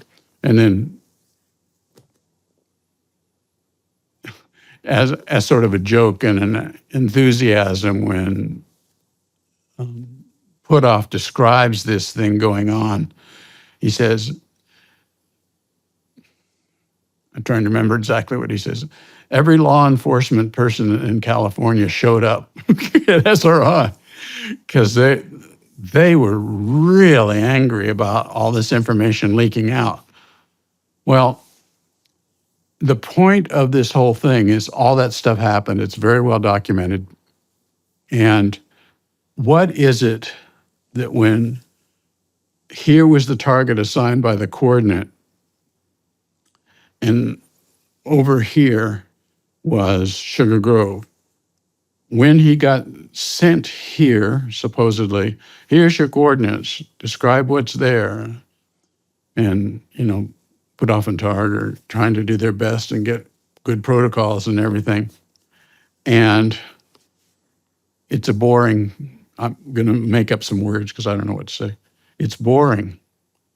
But they say, I wonder what the hell that is over there. And so Pat Price goes over here and finds Sugar Grove. So I started thinking about this situation in remote viewing and everywhere, every when. How do you know that that is a thing of interest? What is it that attracts you to that as opposed to following the rules? I want you to describe that cabin in the forest. That's what your job is. Here are your coordinates. Mm-hmm. And yet, he goes to Sugar Grove. It pretty much scares the bejesus about the CIA and the Navy at that point in time. So I started thinking about that in terms of all the remote viewing I've done and many others. If the theory of quantum non-locality is true, that there is no time and there is no space, what is that next? I'm using this skull of mine, which makes no sense, but it's a good graphic. What is the next twist to that gets the remote viewer to describe that interesting thing? And how many times has that happened in the hundreds of thousands of remote viewings that are going on in the world? And somebody says, oh, that doesn't make sense. We asked you to do such and such, and you did so and so. Did they give any thought to, why in the heck did he do so and so? He usually does really good work. Why did he describe that? I'm still chewing on that. This is, less than a month in my head about this particular interesting thing. How does that happen? When you wanted to go over to Project 8200, how did Pat Price go and look at those things? Nobody told him to go look at that. He just was that kind of a guy that was attracted to go look at those things.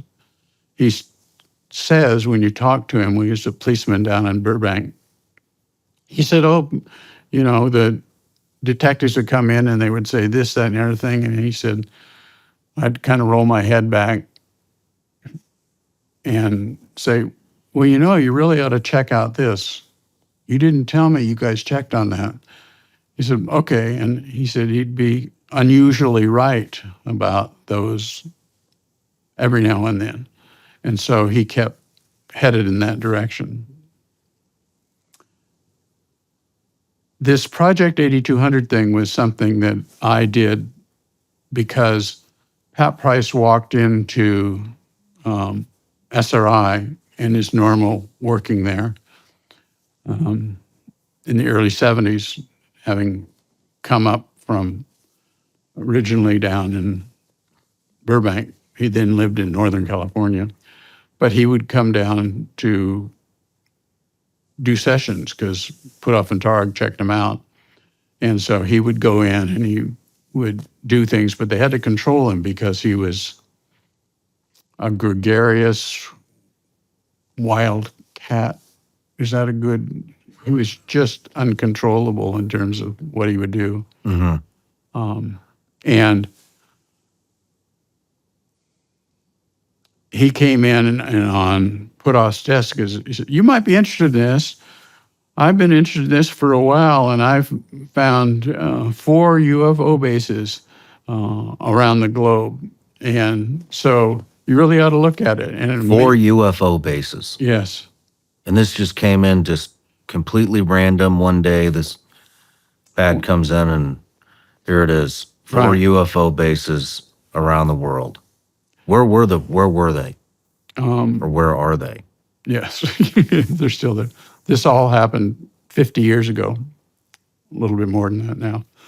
Mount Inyangani, which is a country in Africa, isolated country.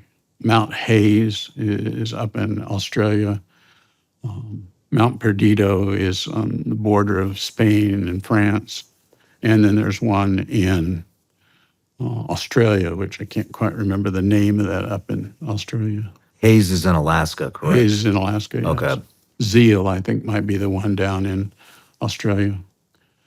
So this was an interesting problem for Puthoff to deal with. He says, we're watching Pat in our program here and testing and evaluating our program here at SRI. These look interesting. What is it about this that, pulls me to it?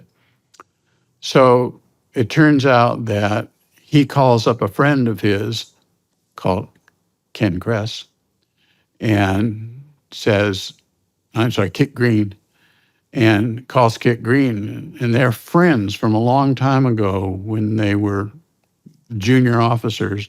Now, Kit Green is in the CIA. He went that way, and Puthoff went into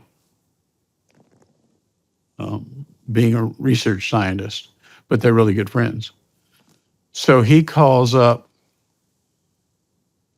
Kit and says, "Could you do me a favor?" And said, "What's that?" "Well, I was wondering how things are going down in Australia. Do you know who the case officer is down in Australia, the station chief or whatever you call him?" And he says, "Well, yeah." He said, "Well, I'm just kind of interested in what things are like in Australia now. I'd like to maybe go down there someday." And so he says, "Well, let me give him a call." And so a couple of days later, he calls back and said, "Yeah, I talked to the station chief down there, and he said they really like it. They get along with the Australians just fine. They share things and work together on things. And I really like it here too. I hope I don't get reassigned very often." "Well, there is that one thing. It's all those UFOs up north." And Puthoff is like, "Oh, well, that's kind of an interesting thing, but otherwise you really like it down there." And so Puthoff wasn't going to say anything. He says, we ought to get together next time you're back in the States here, and we'll go out and have a beer again. Remember how a good time we had when we were young officers together? He said, "Yeah, let's do that. Let's get together again." And so then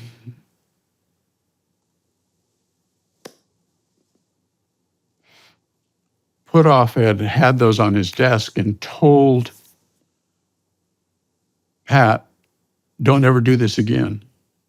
Go get working. You not to do things alone. You have to follow protocol.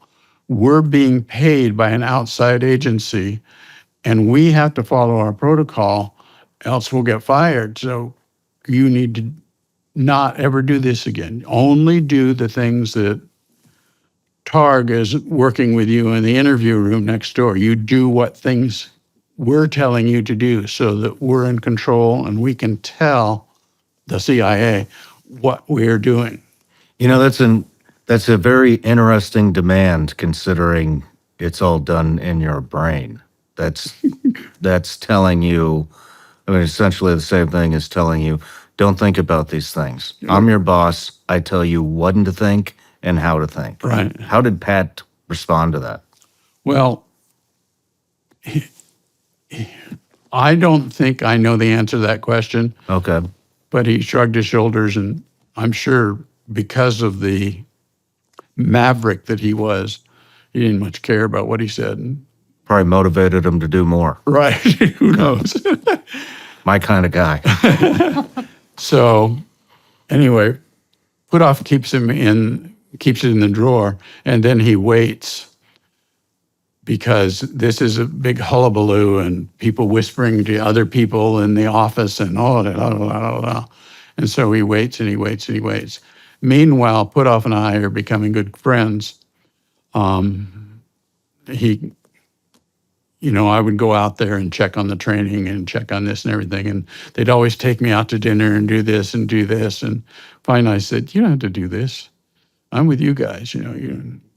I know I sign your checks now. That's what I'm doing for a while because my boss left and now I'm the boss of you."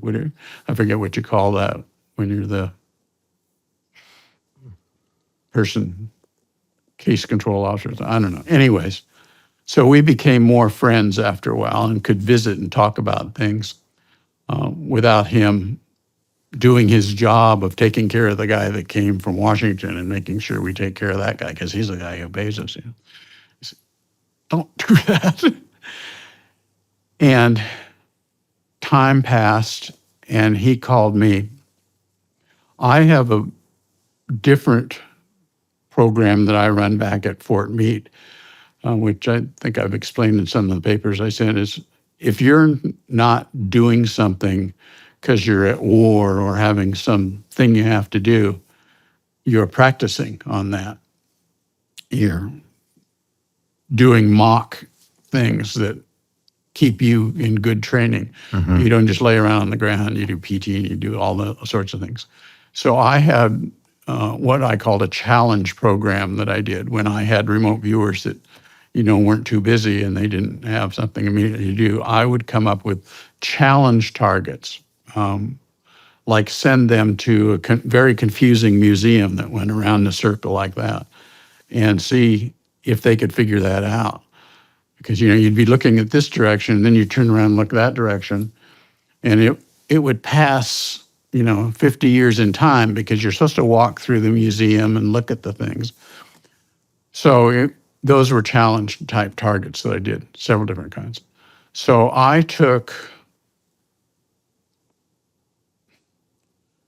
Putoff gave me all of Pat Price's transcripts on the things. He said, "Do you think you could use this in a challenge target training?"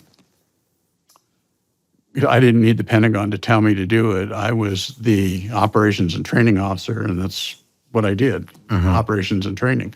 On the training side, it was challenge targets. So I worked up a set of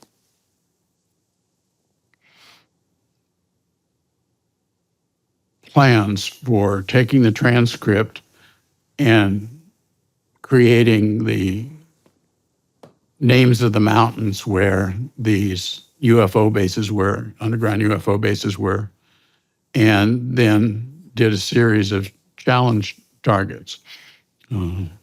4 of them with Joe, who does a ERV thing, he just lays down and talks. The other people trained by Ingo Swan, and they have this very complicated structure to do their remote viewing. And so I had 6 of those, I think maybe 5. And then we had a couple of people who kind of did their own thing. And this was 10 years after. That's why I call it Project 8200, because it was 1973 when Pat Price did this. And then Putoff gave me the material here after, in his opinion, things quieted down out there and people weren't talking about this anymore. So he handed me these and see if I would run challenge targets on them. And so the Project 8200 is those challenge targets of asking Stargate remote viewers, giving them coordinates to go to and have them to describe what's there. What did he? And so these bases, were they part of the challenge targets? That I gave them the coordinates that Price had said, this is where I was looking. So I took those coordinates and I told them to go look at these different coordinates and see what they found there. The Stargate remote viewers. So before we get into what they saw, what did Pat see at these bases? He described them as inside areas where 4 different kinds of groups of people who had different duties had inside places, that they were inside these mountains. What do you mean 4 different types of people? Races, genders? What are we talking here? Just different projects that they're on? Yeah, these 4 bases had different stories. I can read them to you what they were. They had different jobs that they did in 4 different bases. And so he would talk about, well, I'm going to go over to Mount Nyangani now, and I'm going to look at Mount Hayes. And so this is another thing that we talked about before. He just would go to this place as, well, this is very interesting over here in Mount Perdido, but I think I'll go back up to Hayes. And then his thing would change. And we had to go through the transcript very carefully. Where's he supposed to be talking about now? And then going back to the discussion we had a minute ago, how did he know which one to go to and might be more interesting and so forth? And that's just in the back of my mind now, so to speak. Silly the way I talk one way one time and say, then in the back of my mind, which I know it's not in there. Anyway, so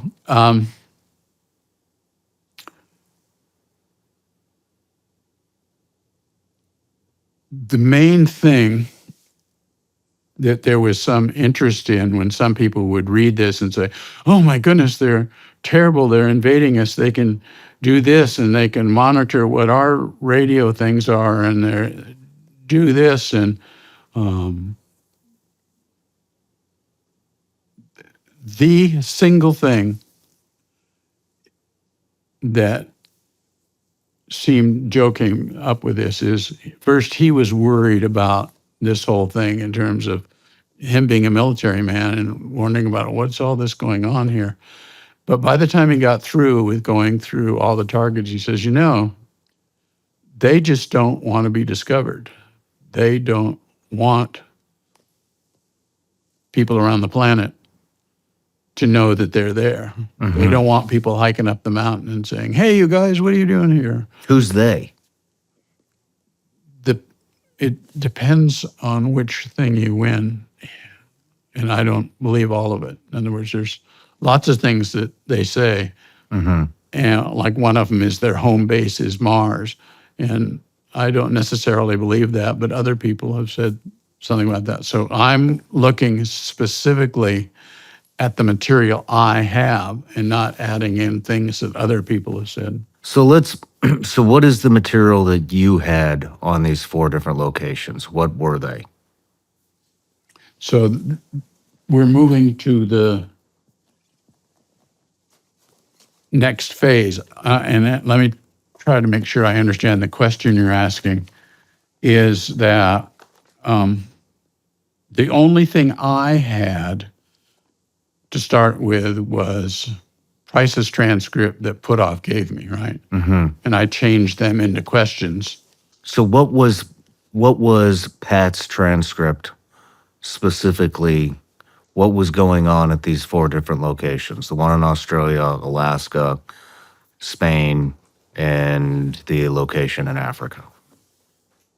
Joe started out on his thing, and he usually lays down, and then he gets up and comes to the desk and draws for me and explains the drawing. Meanwhile, I'm tape recording the whole thing. So he says, this is for Mount Hayes in Alaska. He says, Okay, before I describe these pictures here, I have to make a statement. You have to bear with my descriptions and everything, what they lack, because I find a lot of difficulty in describing this because I've never seen anything that remotely resembles this part of the target. Now, he doesn't know he's looking at prices stuff, right? Sealed envelope and all that stuff. I've never seen anything like it, just have no familiarity with it. I mean, I don't even recognize the screws and bolts of this thing. It's just completely off the wall as far as the target. So I have nothing to relate to. So I have to present it as I envisioned it. And I ask him, what do you mean by off the wall? It's brand new. It's never existed before. This is a prototype of something completely new concept. It's like asking an Aborigine who has never seen an automobile to crawl inside the automobile and then describe in his terms, what's an automobile? When he has no terms for screws and bolts and seat covers and windows and glass and metal, even the most rudimentary parts of this thing have no meaning whatsoever. And so we kind of knew he was in trouble. Let me see here. This is the kind of position I'm in. I've seen something.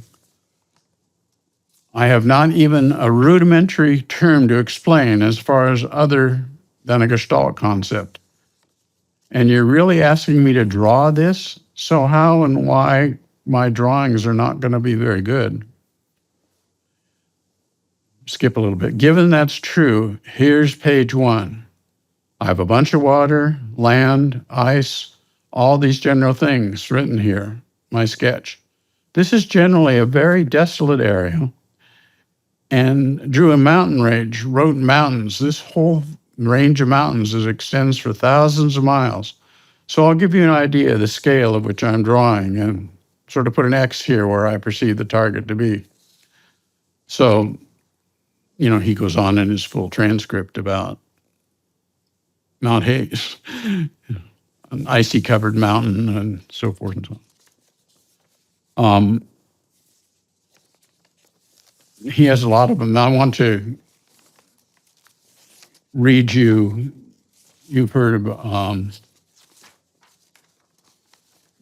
different types of remote viewing. Joe just lays down and talks, but then Ingo Swann tells this story about you have to put them right across this way and then go down here and write that, go down here and write that. It's Ingo's technique of trying to keep thoughts and ideas organized, which makes me wonder about this whole idea of you're everywhere, every when, and Ingo, although didn't speak of it that way, tries to get you to organize these different things so that you'll stay focused on something and not try to display everything. Anyway, this coordinate remote viewing here, the whole point of this exercise, other than challenge target, is to say, that thing that Price did in 93 and underground UFO bases, everything, is that a bunch of garbage, or is there any idea that maybe some of the things that he said were really true? And so the result of my thing is like, that sounds pretty darn good 10 years later. So this, I'm going to read this as a summary of one of those people that did the remote viewing by Ingo Swann. He didn't do it, but one of our trainees. His name was Bill Ray. Sight is a mountain. It is bitter cold and windy. Much snow, much wind and snow. There may be partly or completely frozen body of water nearby. The mountain is hollow. It is a large cave or crater. This has huge rooms and walls, curved high ceilings.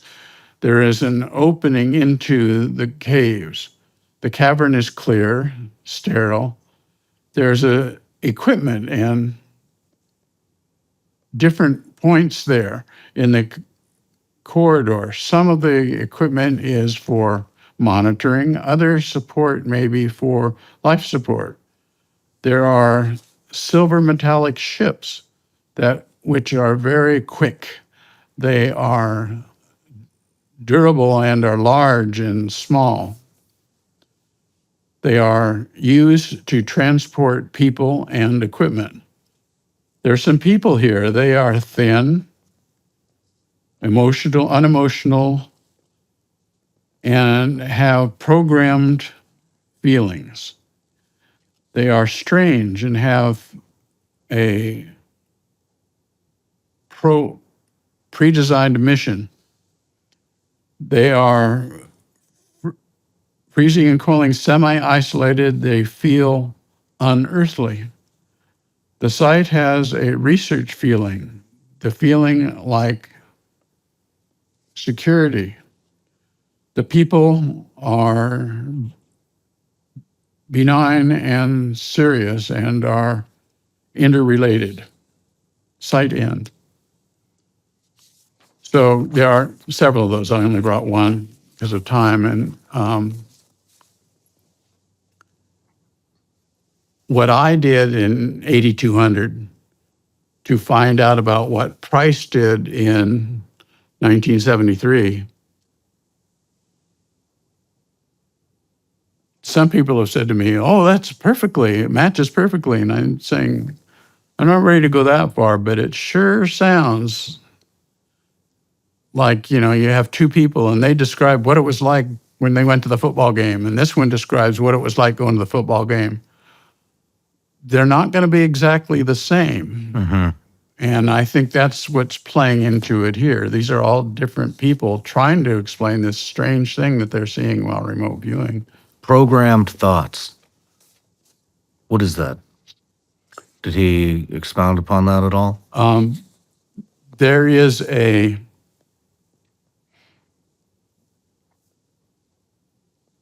different concept that these programmed thoughts people can use telepathy to tell you to turn left instead of to turn right, or you don't see anything here, some sort of programmed telepathy. One thing was an interesting thing. I was asked, well, people have gone up there, people that are UFO type people have gone up there and looked around, but they can't find how to get into the mountain. And my wife said, what makes you think they have to get into the mountain? I mean, there's lots of things on different things that are being proven now. They can walk right through them, or they can use this programmed thing and not let you see where the cave begins. That was one of the things, people were certainly worried about.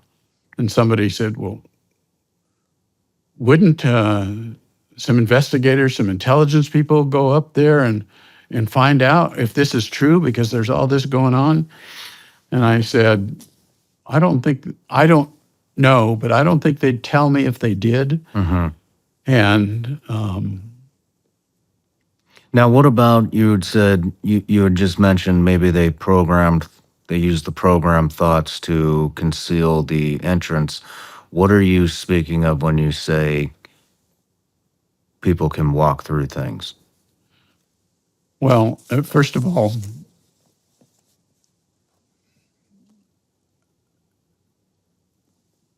what is the name of that place that they're showing on TV now where they're studying that place in the mountains where they're watching? I'm sorry, I just can't remember it right now. But they see lights coming down and going in here, and then going through the mountain and popping out over here. So we have these days physically watched that happen. And the idea that, it was just my wife's comment, is what makes them think they couldn't go through the mountain, or a softer way of saying that is they could be controlled so that they can't see where they go in the mountain. But there also are real films now that show that happens. How do you articulate that? What's happening there? How is that happening? I watch it on TV like everybody else does, and I see it come down, and it's been going on for quite a while. I think you must have seen the programs. I just can't remember the name of them right now. But what do I think about that and how they do it? I don't have an answer. I know that it's been videotaped, that it's been documented by a lot of different people, and they bring in experts in to try to figure it out. And what you see in the films that they make is it goes through over here and it goes out over there. And when I watch it, I'm saying, well, look at that.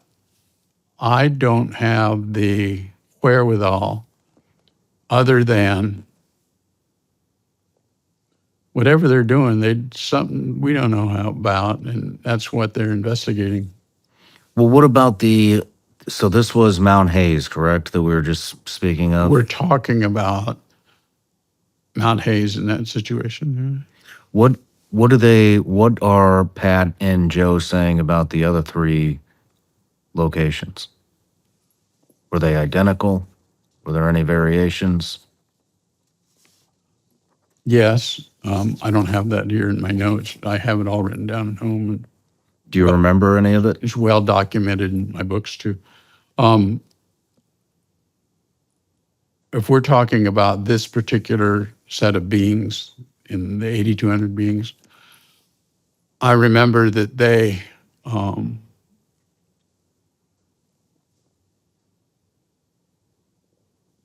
reportedly would interfere with one of our aircraft that would go over and could take satellite pictures in that range, and that satellite would have some problems because they didn't want anything to be photographed. It was very important for them not to be discovered. Interesting. And again, they don't seem to be dangerous or concerned with hurting us in any way. Just don't get discovered. But they got discovered. Well, in this particular case, with the help of Pat Price, and 10 years later with a follow-on of these remote viewers looking at it. Had anyone else other than Joe and Pat remote viewed these locations? Yes, I had 6, Joe did all 4 places. Pat did it, but then I had these other coordinate remote viewers or controlled remote viewers. I had 6 of those. And that's what I read you when I read you this. Okay. So with everything that you know about this, and I mean, you set up Project 8200. I mean, what is your conclusion? What are these? We have to ask the question softer. My job, I was an Army officer at the time, and my job to do these kinds of remote viewing things, this wasn't tasked by anybody but me, just for training purposes. My results are, these look very similar to what Pat Price did. I think that there's a validity to the Pat Price work and the work that they did. But when you take one step further is, well, what do I think about them? What are they doing? And how can they do that? And what this is? That wasn't my job. That wasn't something that I know about. It's pretty weird stuff. But it was It's pretty weird. Weird, all right. Project 8200 was about checking out what Price said. And my remote viewers said, well, interestingly, it matches pretty interestingly. So we're talking 6 to 7 different remote viewers all remote viewed these locations and had something very similar to say. Yes. And has there been any reported activity from civilian population, news, media, anything from any of these locations? Apparently, it is a common thing in those type of people that are UFO people or running around. There's many, many, many people who have big opinions about UFOs and want to talk about them all the time. Those people seem to know about this too a little bit, and I don't deal with talking to them. So, What is your opinion on UFOs? Are they real?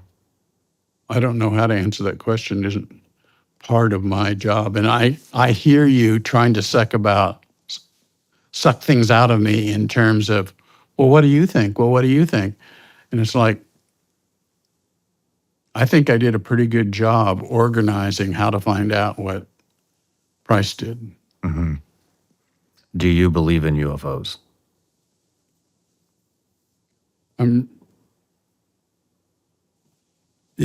You're really good in your questions. I wanted to read you a little bit of this later, but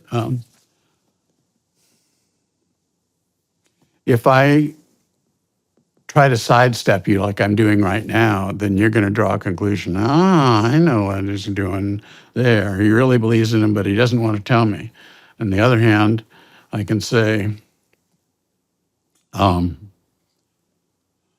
it's an interesting subject, or I can talk more about it, or I can say, I can neither confirm nor deny. And so there's lots of different things. Do you want me to tell you some stories? Absolutely. When I was a very small child, living in California, when I was a kid, was out in the front yard with my mom, walking around the ivy that my dad had planted, so instead of grass, so that he didn't have to cut the grass all the time, and just had the green ivy out there. Big, huge field of green ivy. And I looked up there and said, Mom, what are those 5 silver things up there? What are those things? And she just said, oh, they call those UFOs. Don't worry about them. They're fine. And another story from my weird family. Ingo Swann had some encounters with a UFO on the ground, and he snuck over a mountain and watched him and so forth and so on. And I asked Putoff, do you trust what Ingo says? And he says, yes, absolutely. Ingo will never lie. He'll have mistakes and look at this and look at this. But if he says he was there, he saw one.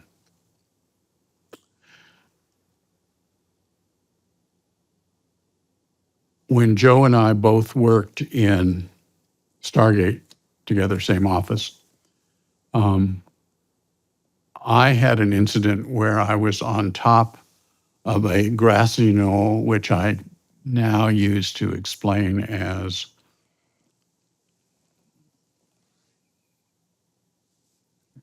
again, forgetting the name. I actually have a picture of it, and it's important to say this name.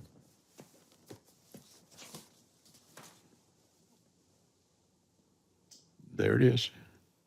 Lawrence Livermore National Laboratory. You know what that looks like? I don't. It's outside of San Francisco.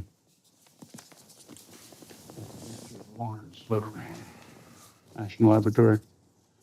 Anyway, so Do you mind if I text this to myself so we can put it on go ahead. screen?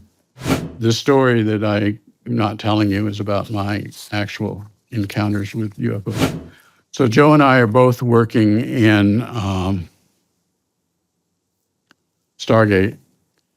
And one night I have this very strong, I'm standing on a grassy knoll area. And I'm looking around, and there's lots of people, just regular Joes and Janes. Is that a good way to do that?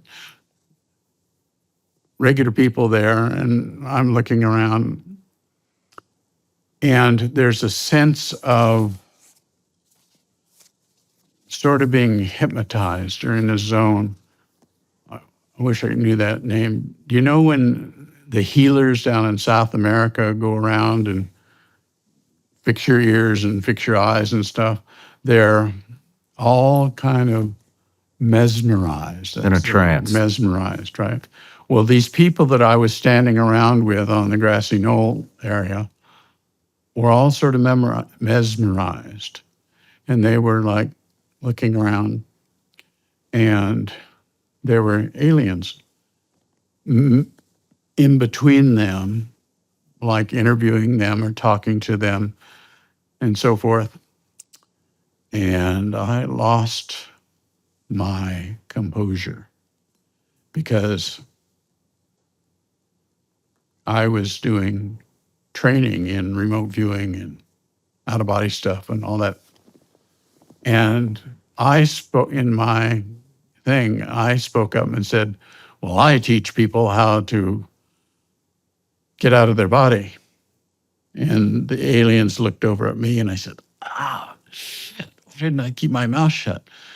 And they came over to me, and they brought over to me a little, this is too big. It was just a little tiny thing that was round like this and had a needle thing here. And in here, there was a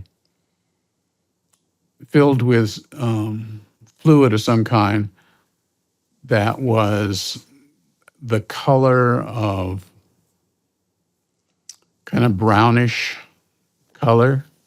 And it was much smaller, like this. And they came around me and circled me, and I'm still probably a little mesmerized again by that time, but I was like, I realized I said something that I shouldn't have said. And they stuck it in my leg and squeezed the brown part. And I floated up into the air. And they said, kind of like that. And I was like, the other people and other aliens didn't care. They looked up, you know, and say, hey, what is he doing floating? No, they didn't. It was, you know, they didn't, because of their mesmerization, they didn't seem to care too much that I was floating up in the air and so forth and so on. Now, this is a dream, or this is real, or Let's just say this is an experience that I had. this is an out-of-body experience. So you had an out-of-body experience in a grassy knoll. Is that correct? No, let's not jump to conclusions until I come to the end, and then I'll say I give up. But so I had an experience, and my experience was I was on a grassy knoll, and the next morning I wake up and I go to work at Fort Meade, and Joe's in the office with everybody else, and I walked by Joe. Well, I'm sorry. Joe was there. Amongst the other people, Joe was there, and I saw him there. So In the experience? Or yes, I saw him in the experience. So I, with all the other people and the little aliens. So I went over to Joe and I said, hey, Joe, can I ask you something? He said, sure, what do you want? And I said, I was wondering if anything happened to you last night. He said, no, just all those aliens that you and I were with. I said, okay, thanks. And I turned around, walked out of the office, and Joe and I, to this day, have never spoken of it again. Why? Why have you not spoken with him about that? I don't know the answer to that. but we hadn't talked about it. Now, I did talk to Put-Off about it. Sidebar, Put-Off really believes in UFOs. Okay. Coming back to Put-Off, I told him about my experience. Didn't tell him about Joe, I don't think. And he says, was it up at, what was the name of that place again? Mount Hayes. No. This, Oh, I don't know. okay.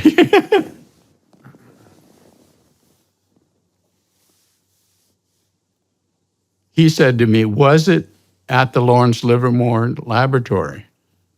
And I said, really? You think it was there? Because I know where that place is. And he said, well, there's a lot of incidents up there that get reported. And that's all he told me. But he knew about the Lawrence Livermore thing. So I started looking up pictures. And I said, that looks like a pretty darn good grassy knoll. Very, very interesting. So when you asked me about that, I was reluctant to say anything about that. And I have had a discrete out-of-body experience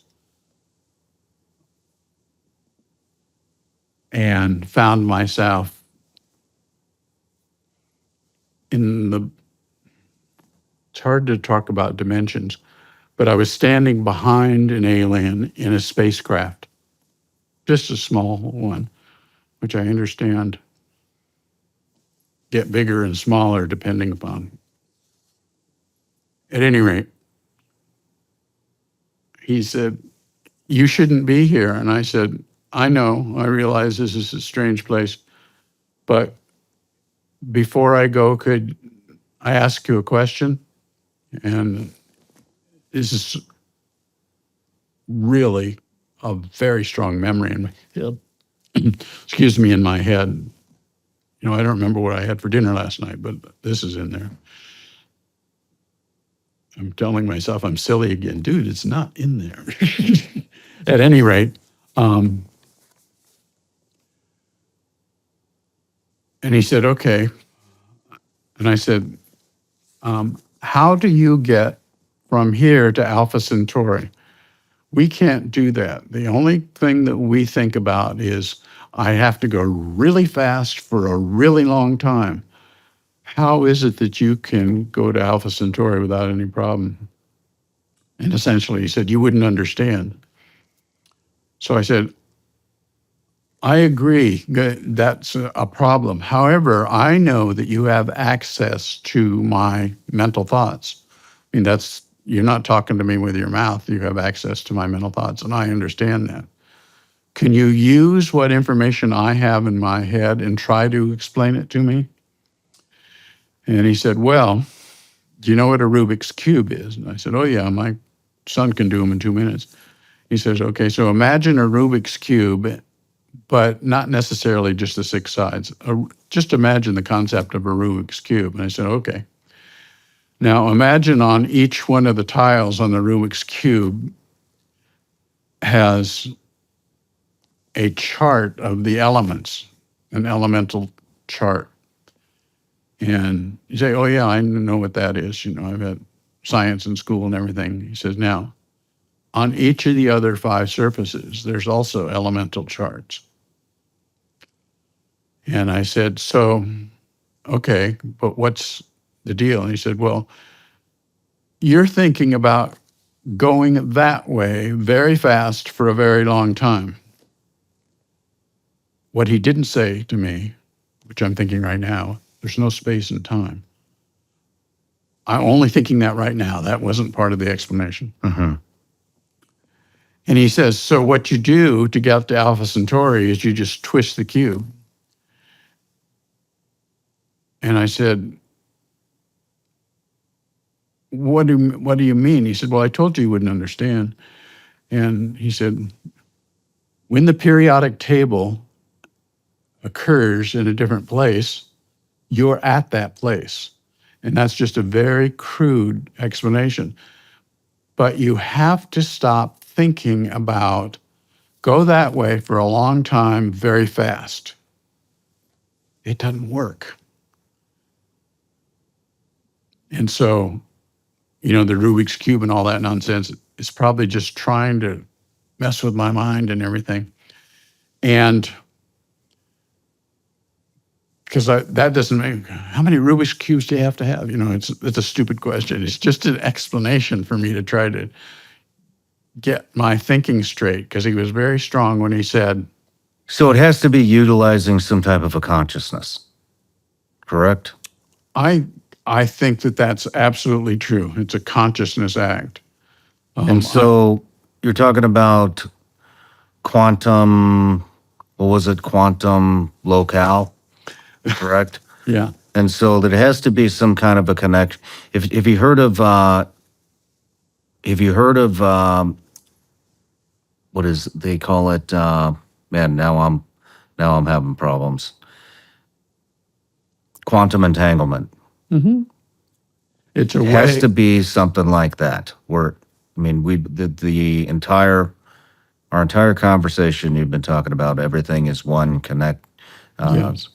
How everything is connected, and so it had in I mean, even the Chinese have claimed to be able to communicate with their satellites now via quantum entanglement. Whether that's real or bullshit, I don't know, but supposedly the premise is every atom is connected, and we've talked about this several times on the show. If you split an atom in half and you vibrate this half, no matter where Yes. in space Quantum and time, right. Yeah, exactly. the other half it will mimic the exact same vibration that's being manipulated on the other half. And so I guess it doesn't have to, but I would think that would come into play. Well, we're trying very hard to think about it as humans in our little brains. But then does seem to be help coming along like this.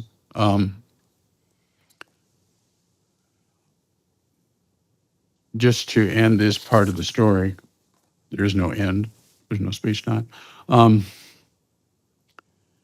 Time passed, and it occurred to me, wait a minute, I don't have to twist the cube.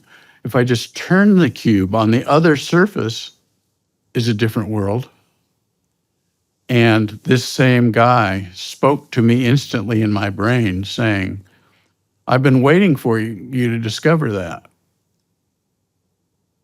And it's not like he didn't ever go anywhere, because you can't ever go anywhere. So it was very interesting to me, one minute, gee, why did you wait 3 years to tell me that? And there's no such thing as the 3 years to think about. But it was like, sat me up like this and said,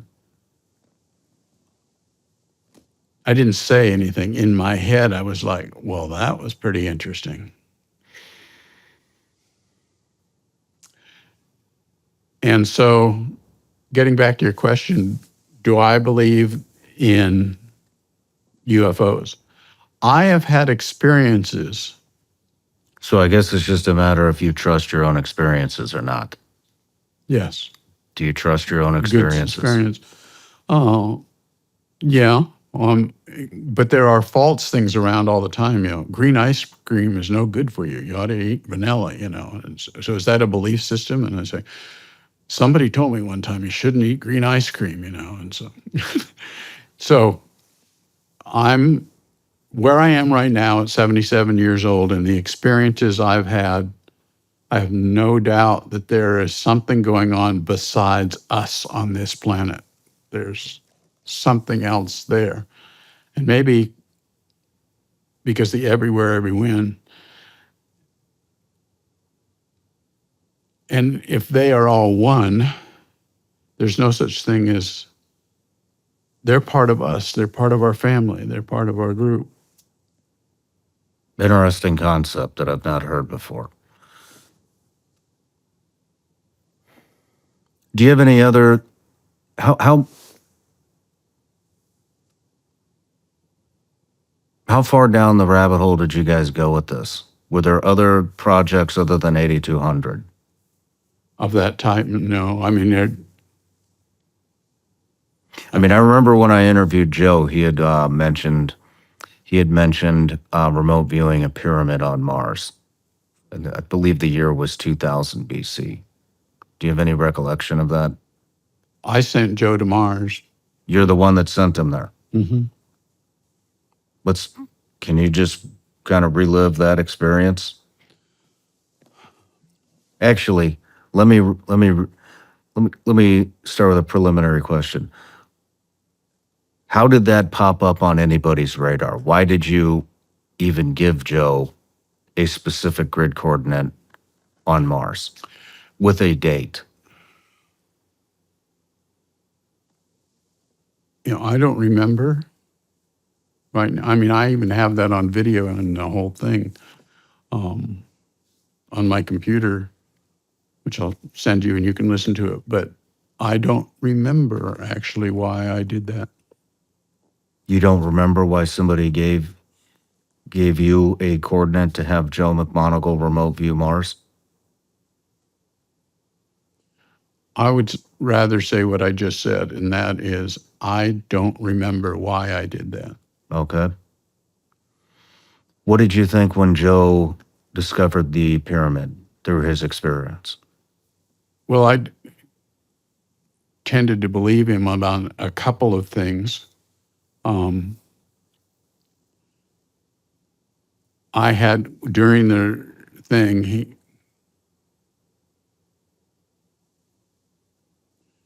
might have had something to do with put off, because I asked some questions about it of put off. Anyway, the planet is a different size than ours.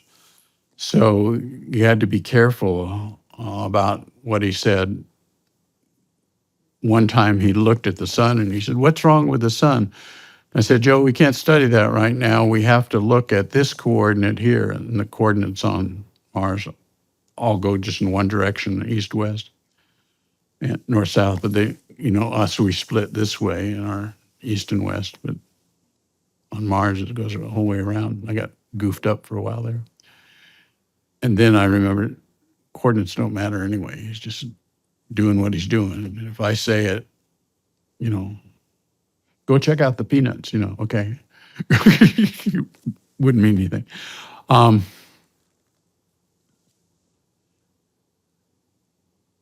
And then he came back down and I said, go over there and go over here. And then he said, Mars used to be a healthy planet, but it got hit by something. And I said, "Are you saying it was something exploded, something was destroyed?" He says it was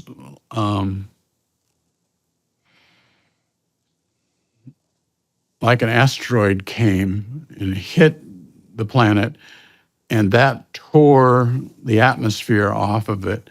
And for millions of years now, it's just been deteriorating after it lost its atmosphere. And then he said, and there's some people in the pyramid thing.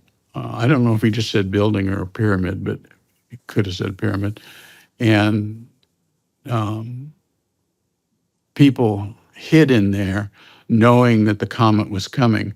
They wanted to create an environment where they could survive and then come out after the destruction of the terribleness. And I said, "Well, can you go?" And he was able to go back in time. I told him to go back in time till before that hit. And he described, tall aliens and so forth and so on. And I said, "Well, how about now? Can you go inside the pyramid?" And he said, "Oh, no, it's been too long. It's been a long, long time. And they're all dead now. They didn't survive." And then he said, but some of them didn't go into that. Some of them took off like they had a spaceship of some kind and they took off. And then he described something that looked an awful lot like Earth before the Earth got torn apart by, a young Earth with volcanoes and stuff all around there. Like out of the frying pan into the fire was kind of the thing I was saying. It's like, that's as far as they could get, but at least it was off Mars. Now that I think back, it might be that Puthoff had something to do with trying to get me to do that work, because I remember talking with him about it. I'll send the movie to you and you can see it. I would appreciate that. Would it be okay if we put some of the clips into this interview as we talk about it? Sure, because then you would have it to show. Thank you.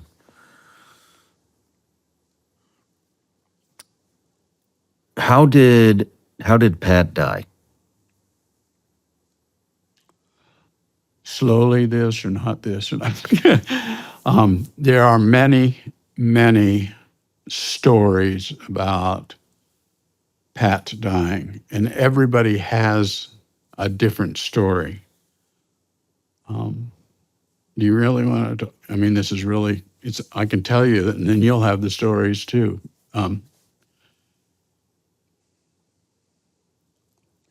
There was a sense that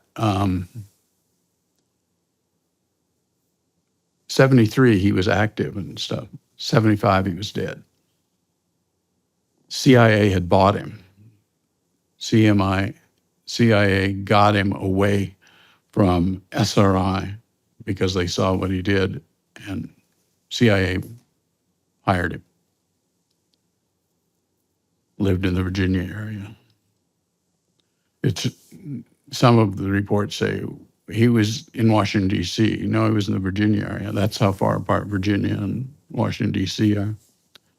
Depends on whether you go to the store or not, kind of thing. At any rate, there was a rumor that came up that he was sick and that he was going to die. And he collapsed in a restaurant, and they took him to the hospital. And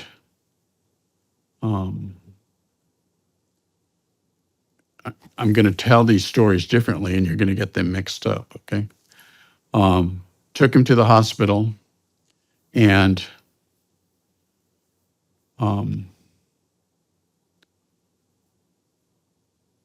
he disappeared from the hospital when two people came to take him and said they're going to take him to the funeral home. And people say, well, who were these guys? I don't know. I think when, Bill was on night duty, but he's not here today. And I don't really know who that was. Why don't you check at the desk or something? Nobody could identify who they were. I say CIA would do that because he was their employee and had lots of classified stuff, and so they would take him. And Russell Targ tells the story that then they took him and they cremated him and buried him in an unmarked grave. And he went looking for the grave. And see, there's the grave that says 155, and it doesn't say anything about it. It's an unmarked grave with supposedly his ashes are in there. The agency just decided they were going to cremate him and bury him in an unmarked grave. I would suggest that something like that, but having you say it was much better.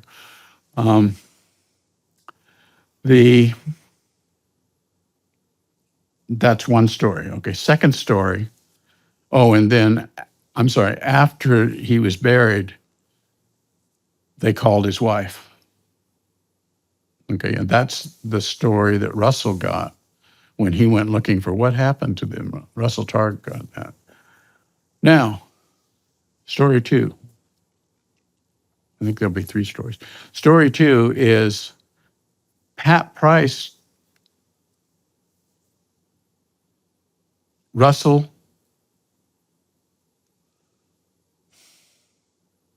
Hal. Hal and Pat's wife fly to, I think the place is Las Vegas area, I'm not too sure, and go to the hospital, and they say, oh, well, he got taken to the funeral home.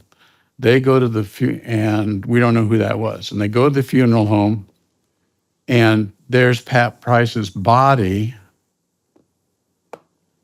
in a casket. And Hal tells me it looks like Price. His wife is there, and they agree it looks like him. But it's not so hard to do that to a body, and the CIA is good at fixing stuff up that needs to be fixed up. So I don't know after that. There's 4 stories, not 3. I don't know after that, because your next question, well, did they bury that? No, I don't know the story to that. I only know what Hal told me. It was out, he was missing from there, and he wound up there, and there was a body. The other story we know is like the body was burned and so forth and so on. This is 1, 2. Do you know the true story of what happened? Well, no, I don't, but I know when I heard this story from Hal and nobody knew what happened after that, what do you think I would do? I would probably, if I were you, I would go to the locations that people said that he was buried and see what's there. Mm-hmm. Did you do that? Nope. I put Pat Price's picture in an envelope and gave that sealed envelope to Joe and asked Joe to describe where the person in the picture was. Interesting. First thing out of Joe's mouth, this guy does something like what I do. And I said, Joe, my task is to tell me where he is. It doesn't matter about, he does what you do. Okay, wait a minute. He's in an underground office in Virginia somewhere.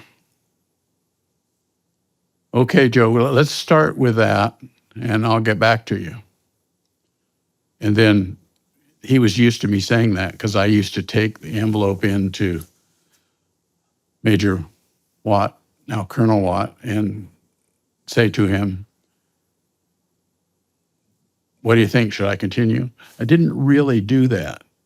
But Joe knew it was okay for me to say, okay, well, stop for now, Joe, and I'll get back to you. I never did get back to him. But why didn't you get back with him? I didn't want to go too far. I was doing something outside my purview as being the guy in that office. And I just kept my mouth shut. So you have reason to believe that Pat Price's death was false and that he may still be alive doing work? Oh, he'd be well over 100 years old now. Well, at the time. So when I think about all the shenanigans that went on before, it looked an awful lot like, oh, I know what the 4th one is. Somebody said, oh, he couldn't have been killed by the CIA to get rid of him because he went and got his son this thing and got his wife this thing, and you could tell he was da-da-da. And I'm saying the CIA could made up all those stories so everybody would go discover those stories. So that's the fourth situation. Interesting.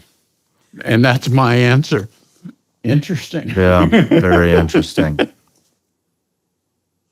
Well, Skip, we are getting close to time here, so I do want to ask, why was the Stargate program dismantled?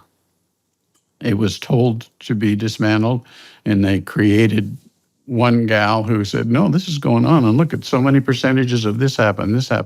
And the other guy said, oh, no, it's a bunch of nonsense, and this, that's, and the other. It was time for it to be gone. Okay. Do you think they are continuing the program under a different name?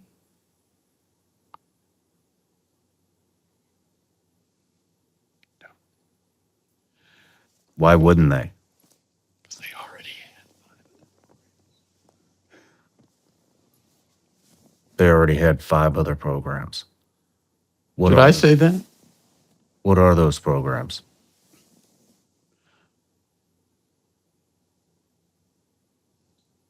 I've long since not been a part of that. 26 years and 12 years retirement. It's a long time ago, and nobody would have told me anyways. Fair enough. Well, Skip, I really appreciate you making the trip out here, and it's just a fascinating subject, and it's cool to be talking to somebody that was a part of it all. Thank you, Skip. Okie dokie. Have a good one.